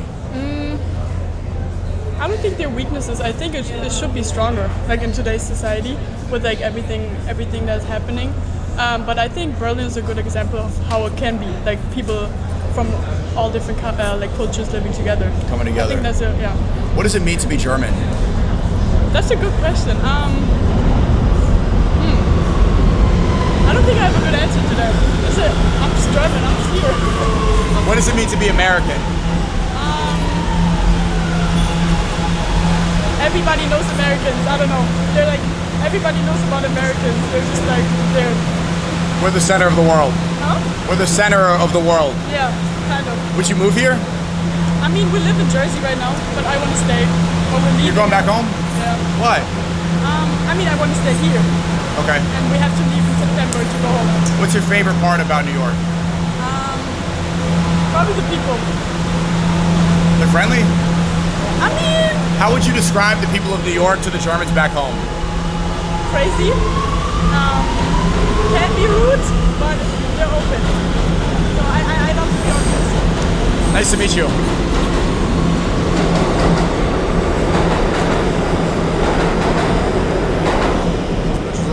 No, they're good. It's good, bro. You want to sit down for a minute? It's perfect. It's a 1-minute podcast. You won't miss it. Where are you from? Florida. Florida. What brings you to New York? Different opportunities. Okay. And when did you move here? Roughly 2 years ago. Is diversity a strength or a weakness? It depends on the demographics. Let's say the demographic in Florida. Does diversity benefit the society or weaken it? Well, in Florida, it's kind of segregated, for lack of better terms. Everybody is in their own section, so we don't really see the diversity like that. It's not like New York where everybody is together. You see them in different groups and stuff. You like can't that. avoid it. We're all on top of each other. Yeah, you can't avoid it. Florida, because it's so spaced out, you can probably go a long while without seeing another group of people. Is that your train? No, it's the E train. Okay. And that's it right there, though. okay. right, I'll ask one more. What do you like about, you seem to like diversity. Why do you think it's good compared to Florida that's segregated? Because you get a better understanding of different, groups. When you're around them, you understand it, and you get a more understanding and appreciation for their group versus just listen to what people say about them. When you're around them and you get to hang with them, you get that experience and understanding. Well, Mr. Train, nice to meet you, bro. Yes, sir. See you next time. Peace. So wait, how long have you been watching? Since 402 Thunder. 402 Thunder, 402. That's Black Ops, Call like of Duty. 8. You were how old? 8. 8? Something like that. How old are you now? 10. I'm 25. Oh my God. That's insane, bro. Yeah, that was the Black Ops 2 commentary days, man. Have you been keeping up with my career at all? I saw you became Muslim and you went to Mecca. Cool. Are you Muslim? No. Oh, cool. But are you Hindu too? He's Hindu. I'm Hindu. There we go. Hindus, man. Wait, hold on. Can I just break? Some Hindus are upset because they think I make fun of them. I got all love for the people, the Hare Krishnas, the Hindus. Shout out to all the Hindus worldwide, man. It's great to meet you. What's your name? Nick. Nick. Have a great day, man. I'm glad I met you. Let's get the photo. Peace, bro. Peace out, SNEAKO. Have a good one. All right. So, you were saying that you watch my content because there's realness to it and you're locked in and you don't watch content. Yeah, because like all your inputs are what your thoughts are. Nice, man.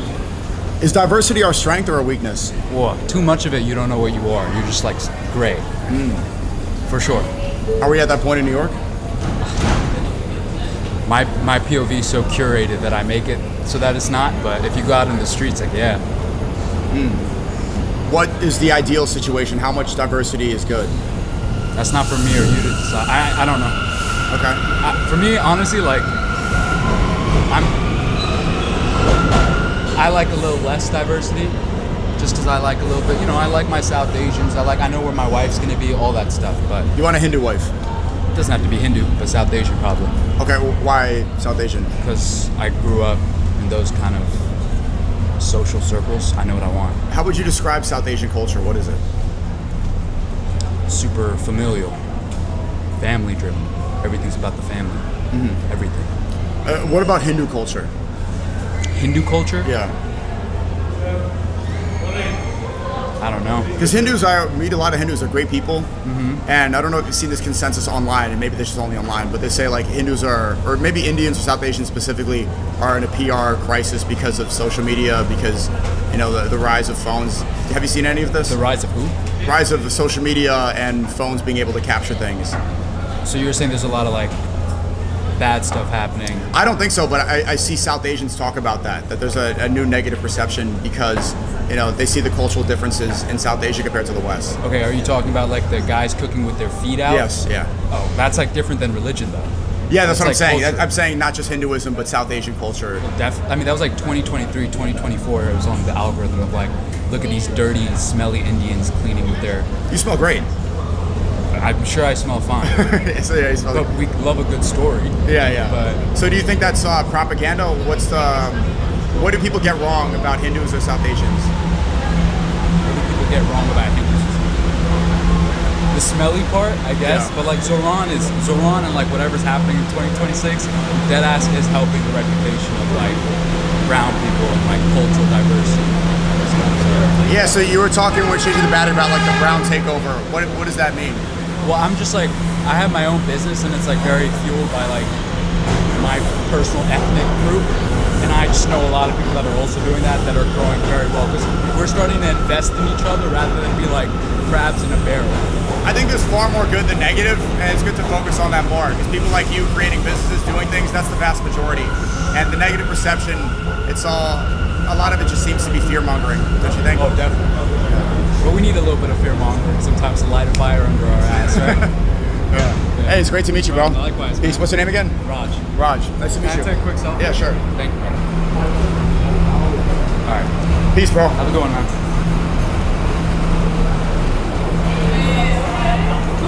What's your name? What's your name? Lillian, what's yours? SNEAKO. How was the Puerto Rican Day parade? It was actually lit. It Really? was fire. I was gonna you know go. I what's decided not crazy? to. You know What's what's crazy though? I'm not Puerto Rican at all. You don't look. You look Italian. Italian? Are you Greek? Take another guess. Greek, Italian. You're not Mediterranean? No. Then help me. Think like like Asia, like off Asia. Are you Hawaiian? No. Filipino. I'm Filipino. Really? How much? I'm 50%. Fire. Wait, same. Your mom or your dad? My mom. Wait, It's my dad. It's my dad. What's the other half? White. Oh, did you go to the Asian pop-up that was in the I park? wasn't here. I actually moved here like a week ago. You came at the best time ever, I huh? know. It's so sick. It's Where are you fire. from? DC. You from DC? Yeah. We should. I want to go to the next Asian meetup if they have I'm one. so down. Yeah? Yeah. Let's go. Why'd you move to New York? Basically, low-key, like, it was really impulsive of me, but I kind of just dipped. My brother lives in Jersey City, so I got a job, made the switch in like 2 days, and then just like settled. So yeah, I'm just like... How would you describe New York so far to the people that don't know it? Right now? Fuck. Live as shit. Live. I'd say like charismatic and indulging. Like I feel like I can go anywhere and like figure some shit out. Like I can go somewhere and just be like, yo, what's going on? And it's like a whole new world. Like, You it's literally fire. came at the best time It's ever. Fire. I love it. It was pretty terrible post-COVID for a couple of years, but That's finally not my back. problem. Yeah, I know. You got Like, I lucky. don't care. You got lucky. Yeah. What else? Well, what do you do? What do I do? Well, I'm serving here. I'm trying to go into marketing, and then like commercial real estate is like end goal for me. And then like So you're half Filipino and half white. Yes. Is diversity a strength or a weakness? a strength. Fuck. Why is that? I mean, hey, take it how you will. I feel like anything can be a strength or a weakness depending on how you carry it. But I mean, you look at like a bland person and you're like, wow, like you don't have any character. Do you? Like, what do you have? Mhm. Nothing. No And, like, seasoning. Yeah, like that shit's dry as hell. Like, Yeah. I don't fuck with that. You know what I mean? Uh-huh. Yeah. Do you like being around people that look like you, or do you like being around a melting pot? I don't have a preference. I mean, like, it gets to a point, like, if I don't see a white person, this might, like, come to the wrong audience, but, like, if I'm around a lot of people and I don't see one white person for, like, a long time, I'm a little bit, like, on edge. But that's just because of where I came from, Mm-hmm. you know? Well, that does. Not on edge, but, like, I'll, If you- like... yeah, with pattern recognition, that means that there's going to be a wealth disparity. Right, right, Yeah, right, that's just factually true. That's not any. That's Yeah. the correct stereotype. But everybody does stereotype. Okay. I think so. Do you? Yeah, archetypes. Right. Right. But you don't hold any ill will. Do you hold any animosity towards others, other races or other people? Not until I know you as a person. I mean, I don't really, like, assume. Like, I'm not the type of person... Because, like, you can look at me and be like, oh, she might be a bitch, but, like, I don't think I'm a bitch. No, you seem like you were fun and having fun at the parade. Yeah, I was. We were having a great time. How long have you known each other as friends? This is our first day. Oh, really? No, but like basically we've known each other like our whole lives. Like, How did Yeah. you guys meet? so I was walking through Journal Square and they stopped me and they were like, "Yo, like your outfit's fire," and I was like, "Oh my god, like let's get our Instagrams." And that's like, and then they invited me to go to this parade and I was like, "Hell yeah, let's go." That is a great thing about New York, is that you can make friends with strangers better than any other I place. agree, and like it's just like girls, like being a girl. I love it. Mhm. It's so fun. You're a girl's girl. I mean, you could say that, but like, I'm just a girl. Like, I don't know. You know what I mean? Yeah. Yeah. Wait, let me ask you questions now. Okay. Or is our minute up? Sure, yeah, go ahead. Oh, okay. So what the fuck is this? It's a 1 minute podcast interviewing people from all types of, all over the world. Okay. Yeah. What made you come to this? I think that there's a lot more similarities we have than differences, and I think conversation is the way to get there. Okay. And I think there's a lot of fear mongering online, and people that live chronically online don't know what the world is like, so this is a good way to see what people are like. All right, I understand. What's like being here? Like, what's something that has changed your perspective from like sitting here and doing this? What's made you think differently? Twitter fingers are Twitter fingers. Can you like mansplain that for me? I can mansplain it perfectly. So people will say a lot of things and say that, you know, they'll talk a tough talk online, but they never come in real life. And Okay. people in real life are more often better than worse. Yeah, People I are kind, agree. people are friendly, people are good. And I want to believe that, and that's a good belief to hold. If you let go of that, then society crumbles. Okay. So I want to believe that people have goodness in them. Okay. I like that. You want to go to the That's next Asian meetup? I'm so down. Let's go. Wait, why are we like... This is all fake, by the way. This is not happening. It's a paid actor. Yeah. Wait, is this still on or no? Yeah. I'm calling my phone. Perfect. What's your name? It's Lillian. What's yours again? SNEAKO. SNEAKO? Yeah. Nice to meet you, Lillian. Nice to meet you too. I love what you have going on here. Thanks a lot. Yeah. Have a You good should one. like hire people and do it everywhere. Yeah. Post that shit on TikTok, you'll go viral. You think so? 100%. Maybe one day. Thank you. Peace. Would you like to come on? What's your name? Scarlett. So you just met Lillian at the Puerto Rican parade? No, I met Lillian in Jersey City. I stopped her at a random train station. I told her she was really pretty, and I invited her out. But are you Puerto Rican? Yeah, I am. I'm Puerto Rican Mexican. How was the parade? I'll be honest, I got there really late, and I didn't experience the full thing, but from what I did experience, I had a lot of fun. I go every year. Okay. It looked kind of tame. I saw some videos online. It looked weaker than usual. I think people are tired from yesterday. No, yeah, obviously, and I think also just the fact that the Knicks are coming Thursday, everyone's in preparation, it's too much at once for the city. Is diversity a strength? I would say so, yeah. Why? I think diversity just brings people together. I mean, in current times, we have people from all over the world coming to the US for like the World Cup, and just like online in general, you see everybody just cultivating cultures together, experiencing everything together, and just sharing. I think that's really nice. I've met some tourists myself, and I think that they're so great, and they share their culture with me, and I think it's just a grand old time. Doesn't globalism get rid of our culture? If we globalize too much and there's too much immigration, wouldn't that get rid of what makes people unique? Yeah, but I think that there's a difference between being born into a culture and just respecting a culture, or because I'm like, even though I share my culture with Lillian, she's not Puerto Rican, I am. She's not gonna rep Puerto Rico. She's not gonna, say that she's Puerto Rican, and I'm just sharing my culture with her. By the day, she has her own culture, and I think that being born into it kind of just expands the richness of it. So I think you still have like a unique sense of self being within your culture, being born into your culture, but I think that it's nice to also experience with others. Right. Doesn't it dilute it to a certain extent if you start integrating too much and you dilute it? Say you put a drop of milk in a glass of water, now it's a glass of water with a drop of milk and it tastes different. Yeah. If you do that too much, then it's no longer a glass of water, it's no longer authentic. Yeah, but I think there's also, it's still majority a glass of water. There's a percentage of milk, but in its entirety, it's still water. It's still classified as water, right? So just diversity to a certain extent. Right, but I don't know. I think that comparing it to a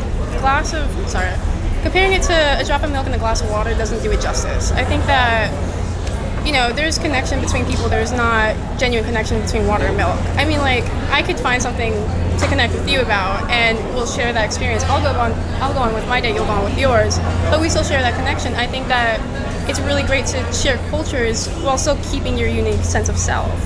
I think that I'm all for it. I really am. Thank you. No, thank you so much. Hope you have fun. What were you saying? Just now you said that you've heard it. What did you hear about me? Nothing. I don't know, honestly. It's just like, how like the influx of influencers just leaves like buzzwords all over like Twitter and shit like that. It's like you could have had headlines. I have no recollection of what they were. I just said SNEAKO, and they drag it now on Twitter, especially. The video could be something completely different, and they're putting like an evil ass caption like he said this. The Clippers run the narrative for sure. Yeah, and I'm a big believer in nuance. Like you could say something that sounds crazy to other people, but if I understand the layers behind of what you're saying, I can get with it. I may not agree all the time, but Do you like Candace Owens? I like to hear her out. Okay. So I don't like support all the way, but I like to listen to challenge my mind. Okay. What do you agree with her on? Not necessarily much that I could list off the top of my head.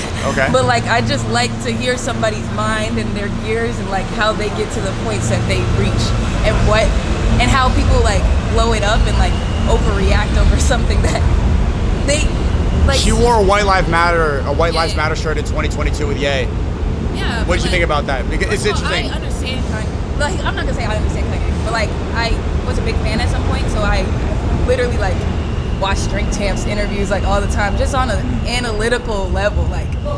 Somebody at that level of fame cannot, life is 10 times harder for them than the average person, whether or not they get money or not. That's a different battle they're facing in front of everybody. I don't know if it's harder, but the problems are different. Yeah, it's and they're different. amplified. Yeah, the highs I are wouldn't say higher harder. and the lows Yeah, are for sure. lower.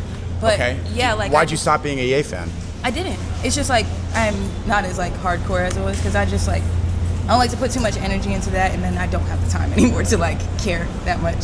And Candace, you seem to have some difference of opinions on the White Lives Matter shirt. I still need to understand her statement on that because I feel She's like the GOAT. I Kanye- love her. She's one of my favorite journalists. And I just watched like a video of her history from like her beginnings to now. I think you should watch it if you haven't already. But like, you just have to understand people and where they're coming from and like the layers behind that. So White Lives Matter is like, you could say, oh, what do I think about that? That phrase obviously had some like meaning behind it. She had like a message behind it that may not have been clear and direct as everybody wanted it to be. You have an open mind. Yeah. Okay. Why do you not fall for rage bait? It's just stupid as fuck. Like, I don't know. It's dumb. What about the Carmelo Anthony case? Did you see that with Austin McCaffrey, who was just convicted of murder? No, I didn't see that. It was I that- haven't. Well, I have been hearing of it, but I work so much I don't get to like read into the politics and the news as much as I should. Mhm. So I will say that I'm not knowledgeable, and I should be. Before the 12-year-olds beat me up. Right. I'm part black. Am I black enough to be on BET? I wouldn't know what part black. What's the but percentage that's allowed? There's no guidelines. It's like if No? you come with the correct portfolio, we want you on the team. It has nothing to do with race. It's not a gatekeeping But it's called thing. Black Entertainment Network. Yeah, because it's like a cultural like study of black culture. It's not necessarily What like is we're black trying culture? to keep you multifaceted. How would you describe it? Home. Home. That's Home? it. Home. That's the only word that can come to my mind right now. Okay.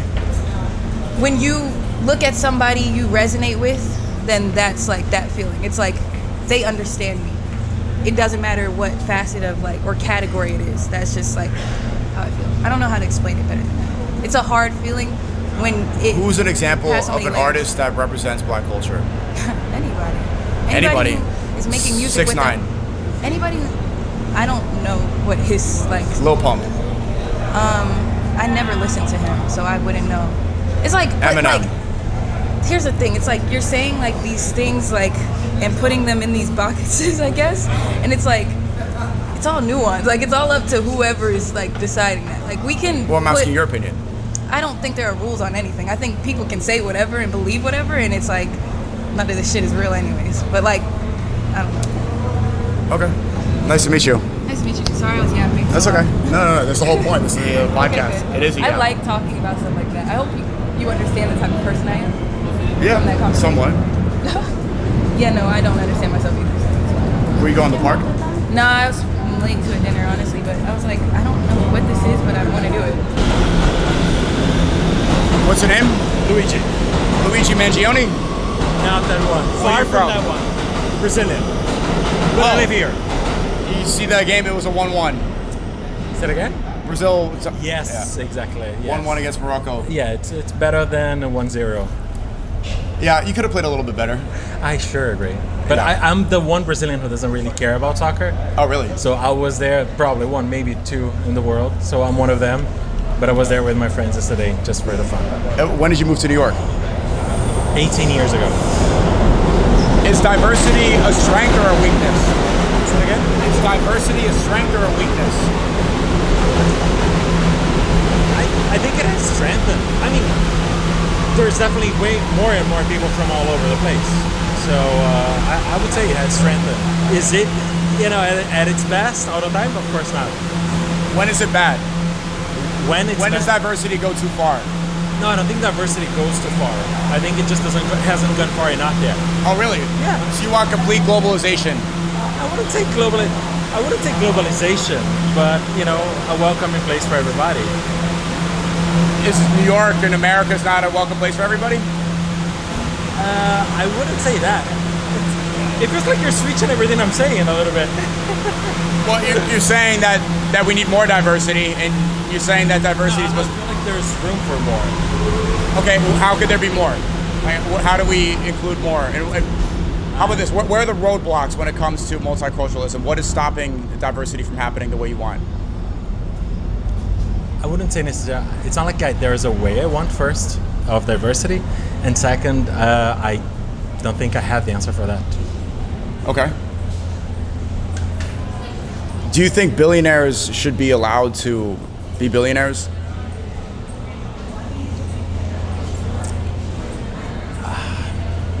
I don't think it's fair how the money is distributed. And especially also, I think it should be legal for so many people to have that much money and not care about the others who don't have. Oh look, you got your people right here. Yeah. He says fuck Donald Trump. That's actually interesting that we were talking about that. He was a multi-millionaire growing up and now he's a multi-billionaire. So just now, I don't know if you saw the only Knicks game that was lost was the one that Trump showed up to. Yes. New York City seems to hate him, and there seems to be some sort of shift. People like Zohran Mamdani, he's advocating for unity. Is this a step in the right direction? Which step? The way New York is going. You've been here for 18 years. It seems like this is a new change. I feel like it's on its way. I would be lying if I said that I know for sure that this is the right step or not. But I'm not unhappy with the way things are going right now. How would you describe New York to the Brazilians back at home that haven't been here? Damn. It's the best place on earth to be by yourself if you don't have anybody else to spend time with. I feel like that's, and it's the most photogenic place, especially for someone who loves photography like me. So, and to walk around. And if you have $10 in your bank account or $10,000, which I've never had, by the way, they're You never had $10,000? I've never had $10,000. No, not true. I've had $10,000 in my bank account a few times. Yes, but there are things for everybody of any budget to do. So, and I've been enjoying those things for 18 years. It's too bad. My closest friend is Brazilian, and he wants to move back to Brazil. Oh, yeah. I mean, there's a lot of people that want that. I hope to be lucky to live in New York until I'm no longer in this planet. You're never going to move back? No. You don't miss home? I miss my family, but this is home for me. There's something about Brazil that you want to get away from. The violence. Yeah. I mean, very few places have as many opportunities as here in New York and the United States. And also, I'm very much into arts and culture, so there's no other place on earth that has so many things. One other thing I tell my friends from Brazil, there's very few to none things that happen all over the world that don't end up happening here too. Even like Brazilian bands come here from time to time. 2-3 weeks ago, I saw a concert, one of my favorite Brazilian singers here in New York City. So it's very rare there's one thing that doesn't happen here. I love to tell people that because they don't seem to get it. I know. I feel bad for those. But you get to reap the benefits. Say it again? You get all the benefits. I don't know if I have all the benefits, but you know, it's been working for me. Nice to meet you. Nice to meet you. Take care. How you doing? What's your name? SNEAKO. My name's Kirill. Is diversity a strength or a weakness? I think that diversity is a strength because, like, let me think about this. How do I say it? Because when you have so many different groups of people together, there's so many different things you could take from one person and another different person. And like when you combine that together, it causes a lot of strength, you know? That's my opinion at least, you know? Okay. Yeah. Do you want to live in a society that continues to become diverse and change and more multiculturalism? I would like to live in like a society where there's a lot of change, you know, because change isn't always bad. There's always good change, but there's also a lot of bad change. It has to be kind of like symbolic, you know, like how do I say it? Like, you know, it has to be kind of like together, you know, like it can be like you have to get like good change, but also like you got to avoid the bad change, if you know what I'm saying. I mean, I'm not. Do you believe that there's a genocide on white people? I don't really know much about that. I really just pulled up because like I'm a fan of yours, you know. I just like, you know, just watching like a lot of streamers and, you know, stuff like that, you know. Okay. I don't really know much about that. So you don't think yet. so? I don't know. I really don't know. I don't know all the facts, you know. I don't want to sound like an idiot trying to say yes or trying to say no, you know. Okay. Yeah. Are you America first or Israel first? America first, obviously. Why? Or what about our greatest ally? Well, it doesn't matter. It's always America first, you know. It's our country. You gotta take care of your own country before anybody else. Yeah. Elon Musk just became a trillionaire. Do you think it's okay to have that much money? I mean, whatever works for him, you know.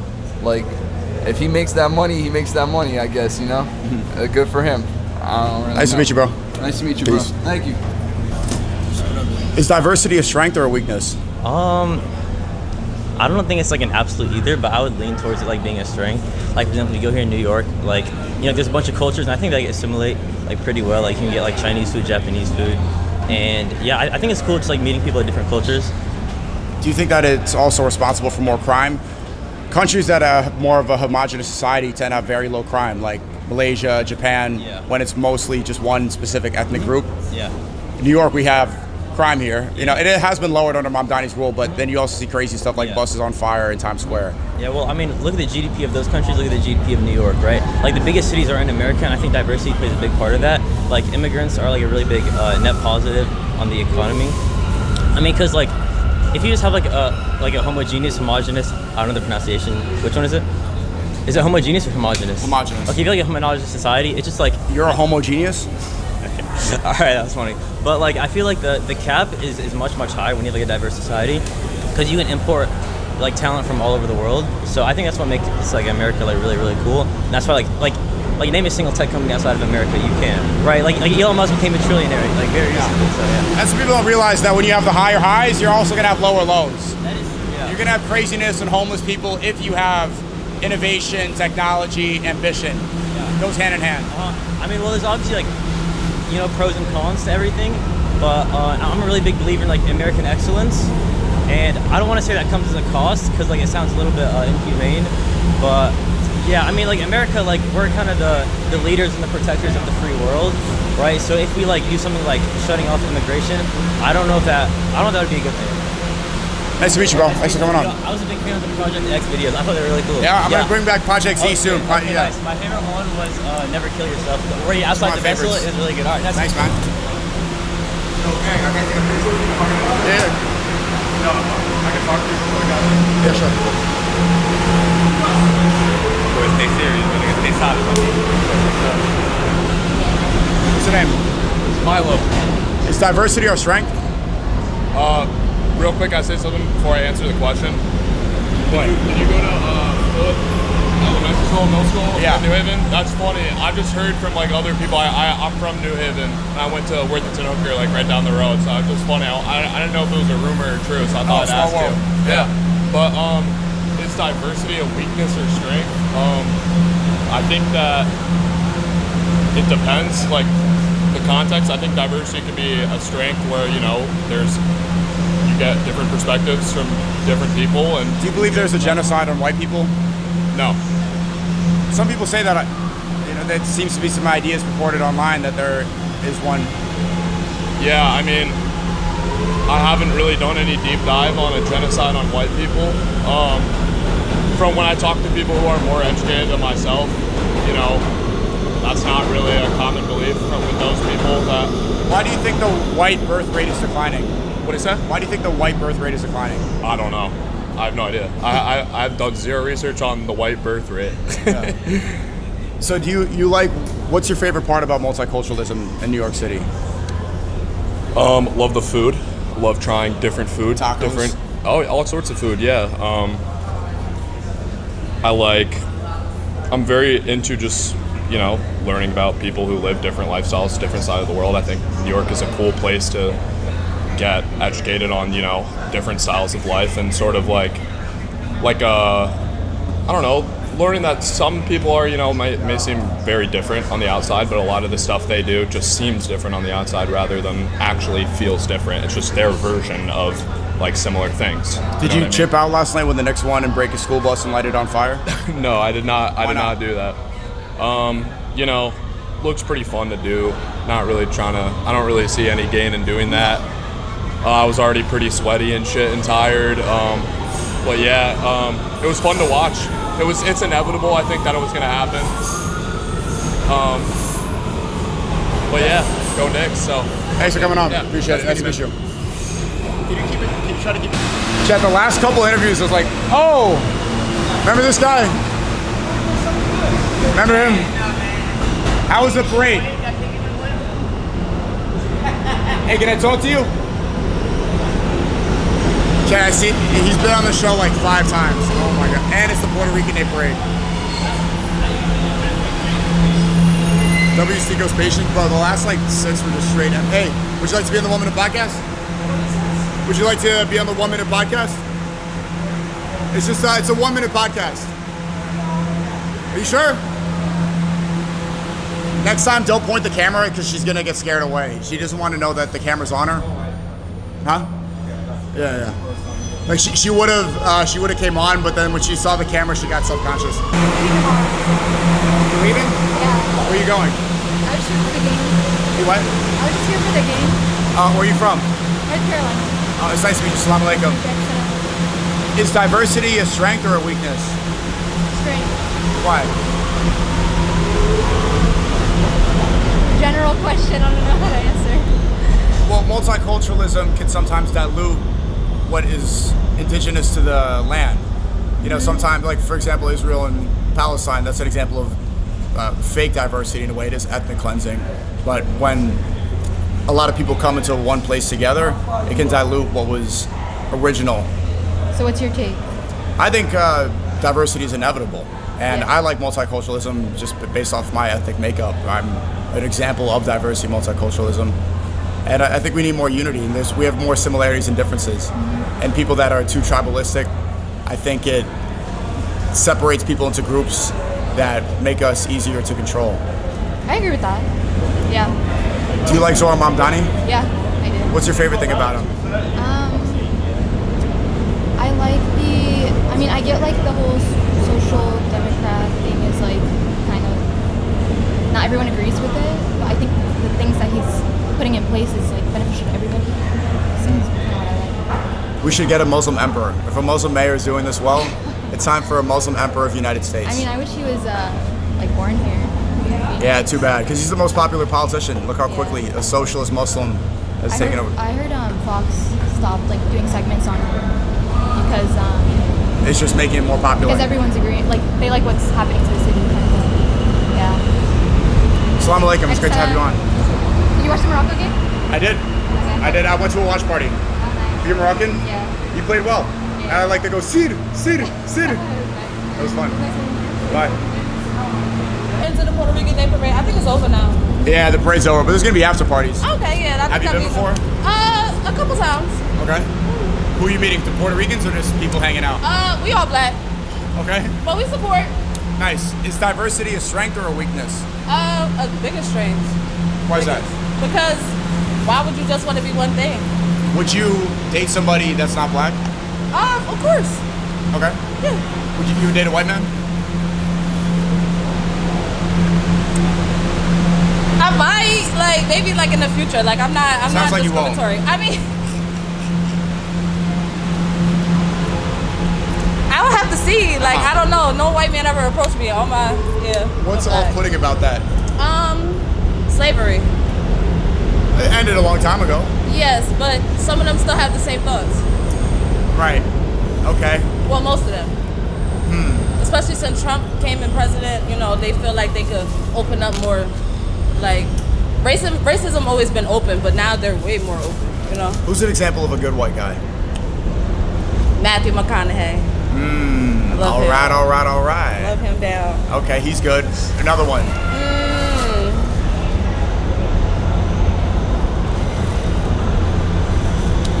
I'm gonna say Tom Hanks.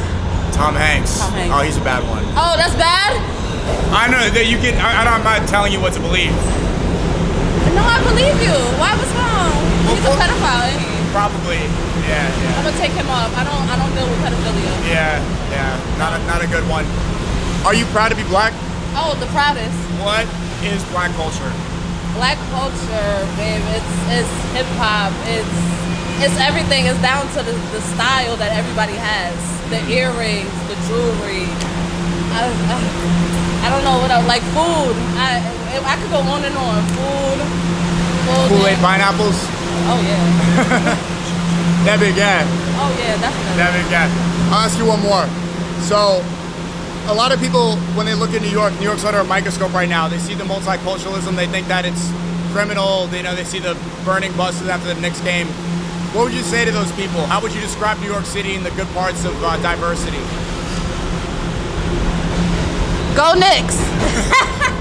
I mean, honestly, I get it. I get the whole like being excited for the Knicks because like 50 years, like that's a lot. I hope y'all gonna make that more consistent. But back to the cultural thing though, I really don't see no like problem in it. Like, I mean, they wilded a little bit. Like the buses on fire was a little. Where are you from? I'm from Jersey. Okay. What if your neighborhood got gentrified? It is.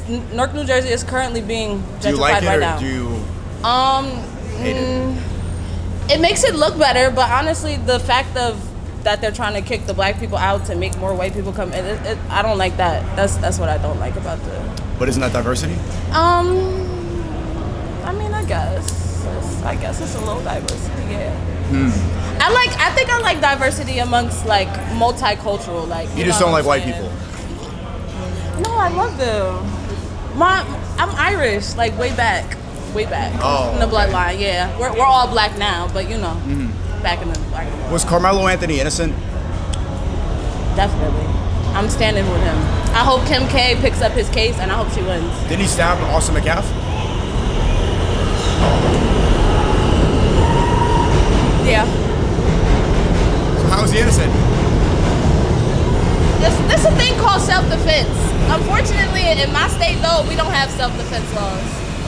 What was he defending against?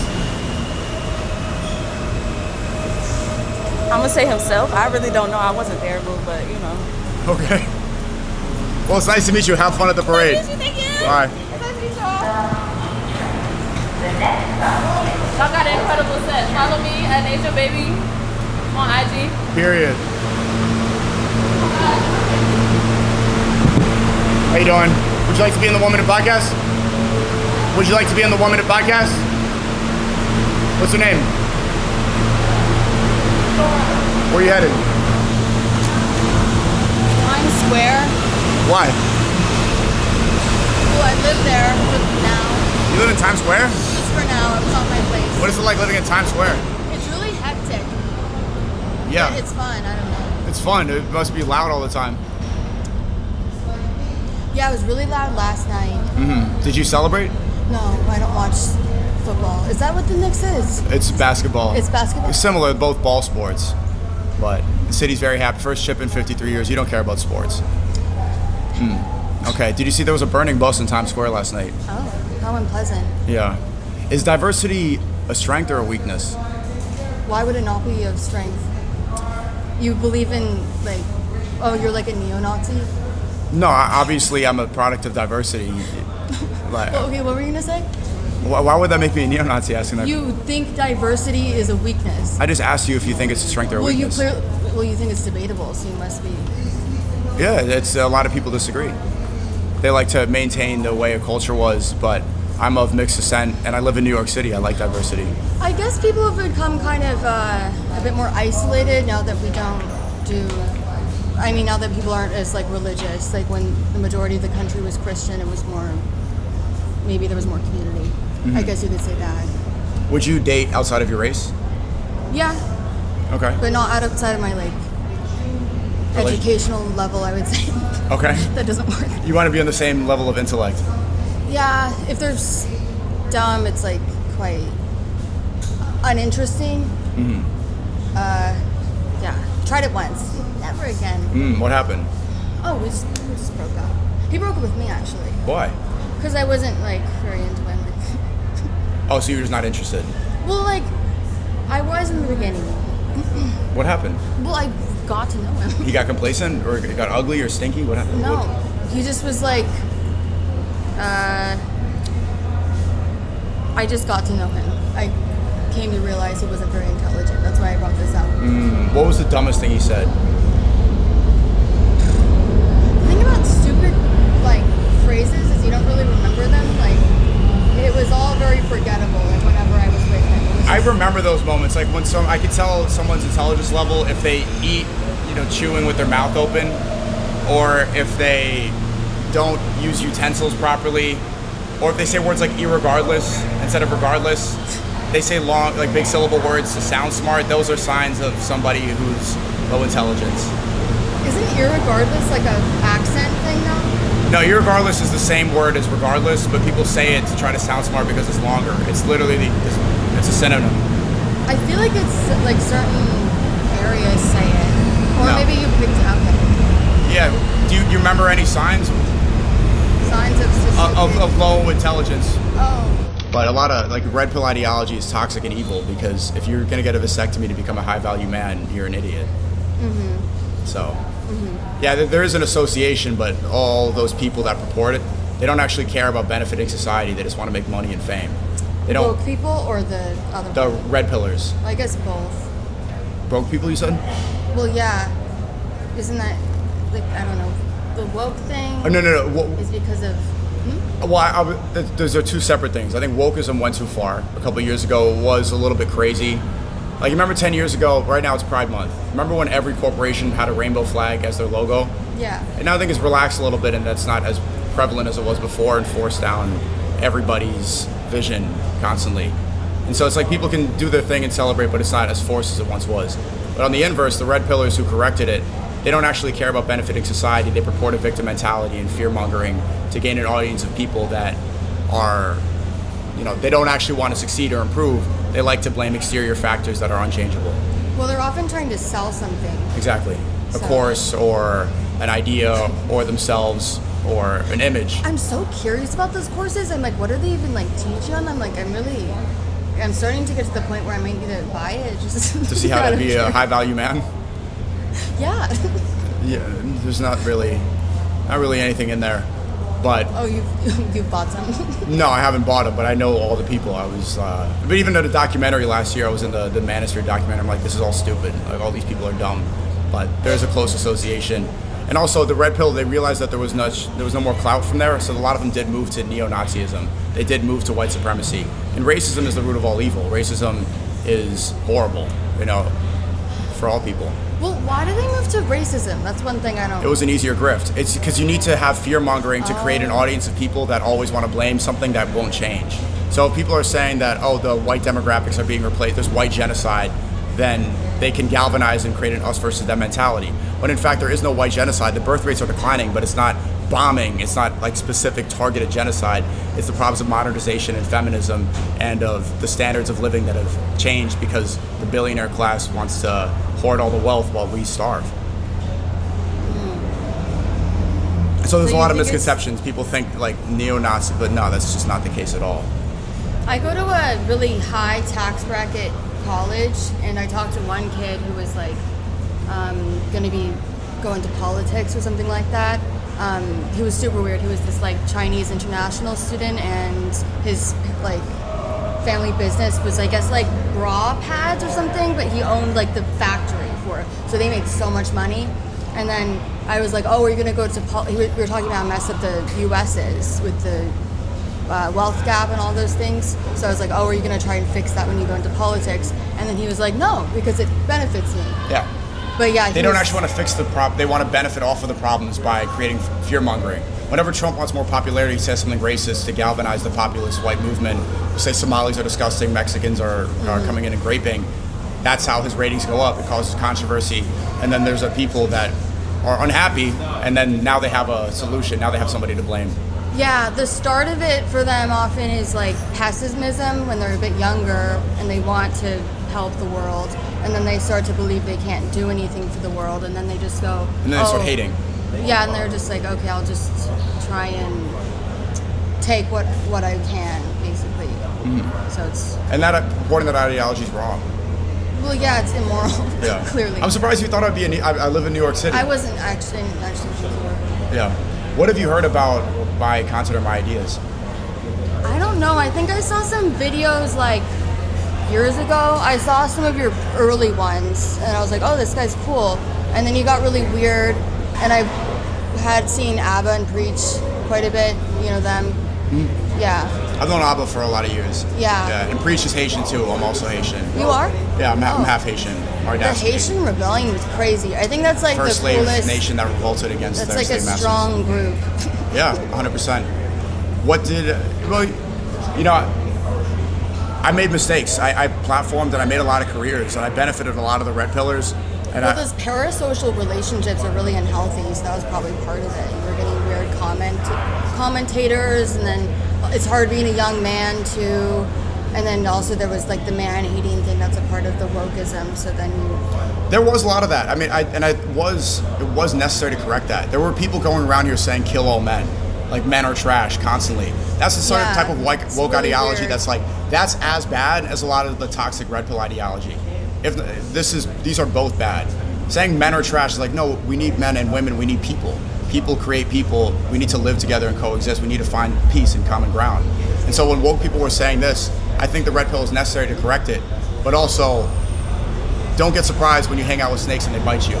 Because these people don't actually care. They just wanted money and clout. That's where I'm at. And hopefully I'm able to, I do want to correct that perception. it doesn't matter what random people think of you. It's not about random people think. It's that I want to use my platform to put out things that are good. Oh, yeah. I don't want to be somebody here that's promoting destruction. I want to be promoting something positive. Well, you already started, so I don't think you need to worry about it. You don't need to worry about the past. I'm not worried, but it's just something I'm cognizant of. And I appreciate talking to people like you that understand how bad red pill is, but also that can maybe acknowledge that wokeism did go in a really bad direction and it auto-corrected. Both groups came from the internet. Yeah. The internet's really unhealthy. It's been terrible for society. Did you know that I think it was in the early 2000s when the iPhone first installed the camera onto it, teen depression and anxiety went up by 60% or so. It's that unhealthy. It's comparison is the thief of joy. And then also it's just so much time on your phone and it's not reality. Are you chronically online? Are you a doom scroller? No. That's good. I will try to avoid it, but if you just have YouTube installed, now they have shorts. It's really obnoxious. They try their best to make I'm thinking about getting a flip phone actually. But you know what's so fucking annoying? My college uses two-step authentication. You use an app to log into your account. It's so stupid. So you have to bring your phone to the library when you want to study. Even now, if you go to a restaurant, sometimes they don't have menus and you just scan a QR code. So annoying. You literally cannot order food without your phone, so. Yeah, at high-end places too. This is the tech world order. They want us to be dependent on them. And again, because you point out, these ideas came from the internet. Fear-mongering is how we are controlled. If everybody's scared and divided, this is how we're conquered. This is how we are going to be reliant upon the state to make us happy. People get addicted to ChatGPT to make them feel better, Google, that's how they make their money. It's just we're scrolling on our phones and stuff, and then what's that? I was just looking at the shot. It's pretty shaky. Oh. But it's nice to meet you. And good luck at Times Square. I know it's really hectic over there. Yeah. Hope we move to a better neighborhood soon. I'll be here only a couple months. It's fine. Nice to meet you. What's your name? Cora. SNEAKO.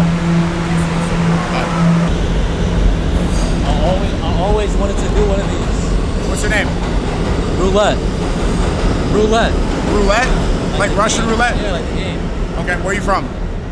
I'm from Missouri, but I stay in Washington, D.C. What do you do in New York? I'm an artist. I like coming here for about a week or two, go back, come back here. D.C. is more like a political, government, corporate. Out here is more expression for me.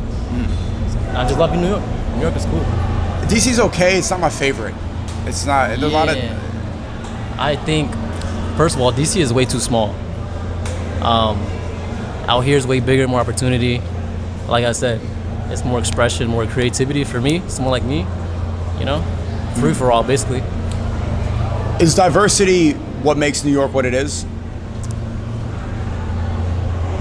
Yeah, I believe it's a perfect combination of all cultures, and that's what makes New Yorkers New Yorkers. They have this. I don't know. They just adapt to all cultures, so that breeds all types of personalities. What are the downsides of multiculturalism?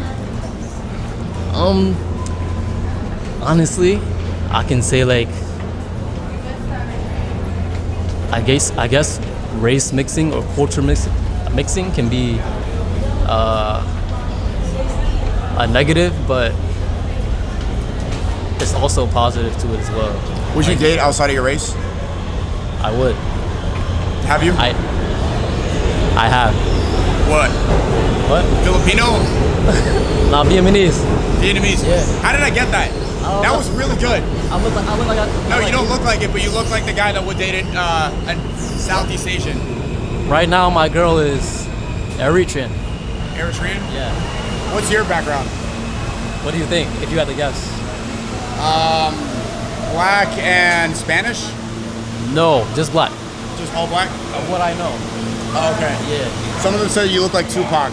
Someone said that? It was a white person. It was a white person. Is gentrification inevitable? Yes. It is that bad. I don't have an answer for that. I don't have an answer for that. But of course it's inevitable, you know? It's a white man's world. It's just what it is. Is it okay to be a billionaire? It is. It's okay to be a billionaire, but to be a billionaire, I don't think you can play a fair game. I don't think you can be a billionaire by... I don't think any of us are playing in a fair game. It's a rigged system. I mean, yeah, but to be a billionaire, nah. But yeah, it's okay to be a billionaire if you like. What about a trillionaire? Elon Musk just became one. When it gets to that, I don't really have a comment because it's like I can't even comprehend that. I can't. It's an unfathomable amount of Yeah, wealth. so I don't really, and obviously he doesn't have that money, but I don't know. I can't comprehend that. It's a good question, though. Were you outside last night for the Knicks win? Nah, I'm not a Knicks fan. But were you outside? Nah, I stayed in. You did? Well, I was selling art for like the whole day. I was tired, so I went inside. Okay. I was chilling for real. You didn't get the FOMO? Nah, cause I watched like half of it. I didn't stay when y'all won. That's when I left. What the? You Crazy. seen the videos? Well, you were outside. I was outside. You Yeah. was outside. You the one that set the car on fire? The bus? Yeah, I saw. Yeah. You did it? I didn't No, I'm set a joking. bus I'm on joking. fire. Come on. Condemn that. That's horrible. It's stupid. Nah, he I'm didn't- like, he why are didn't all do these that. school He didn't- buses in Times Square anyway? It was random, but nah. I'm glad y'all won though. Yeah. And I'm glad I was here for it. I'm glad you're here in New York, man. It's good to meet you. I appreciate it. Nice to meet you. Peace, bro.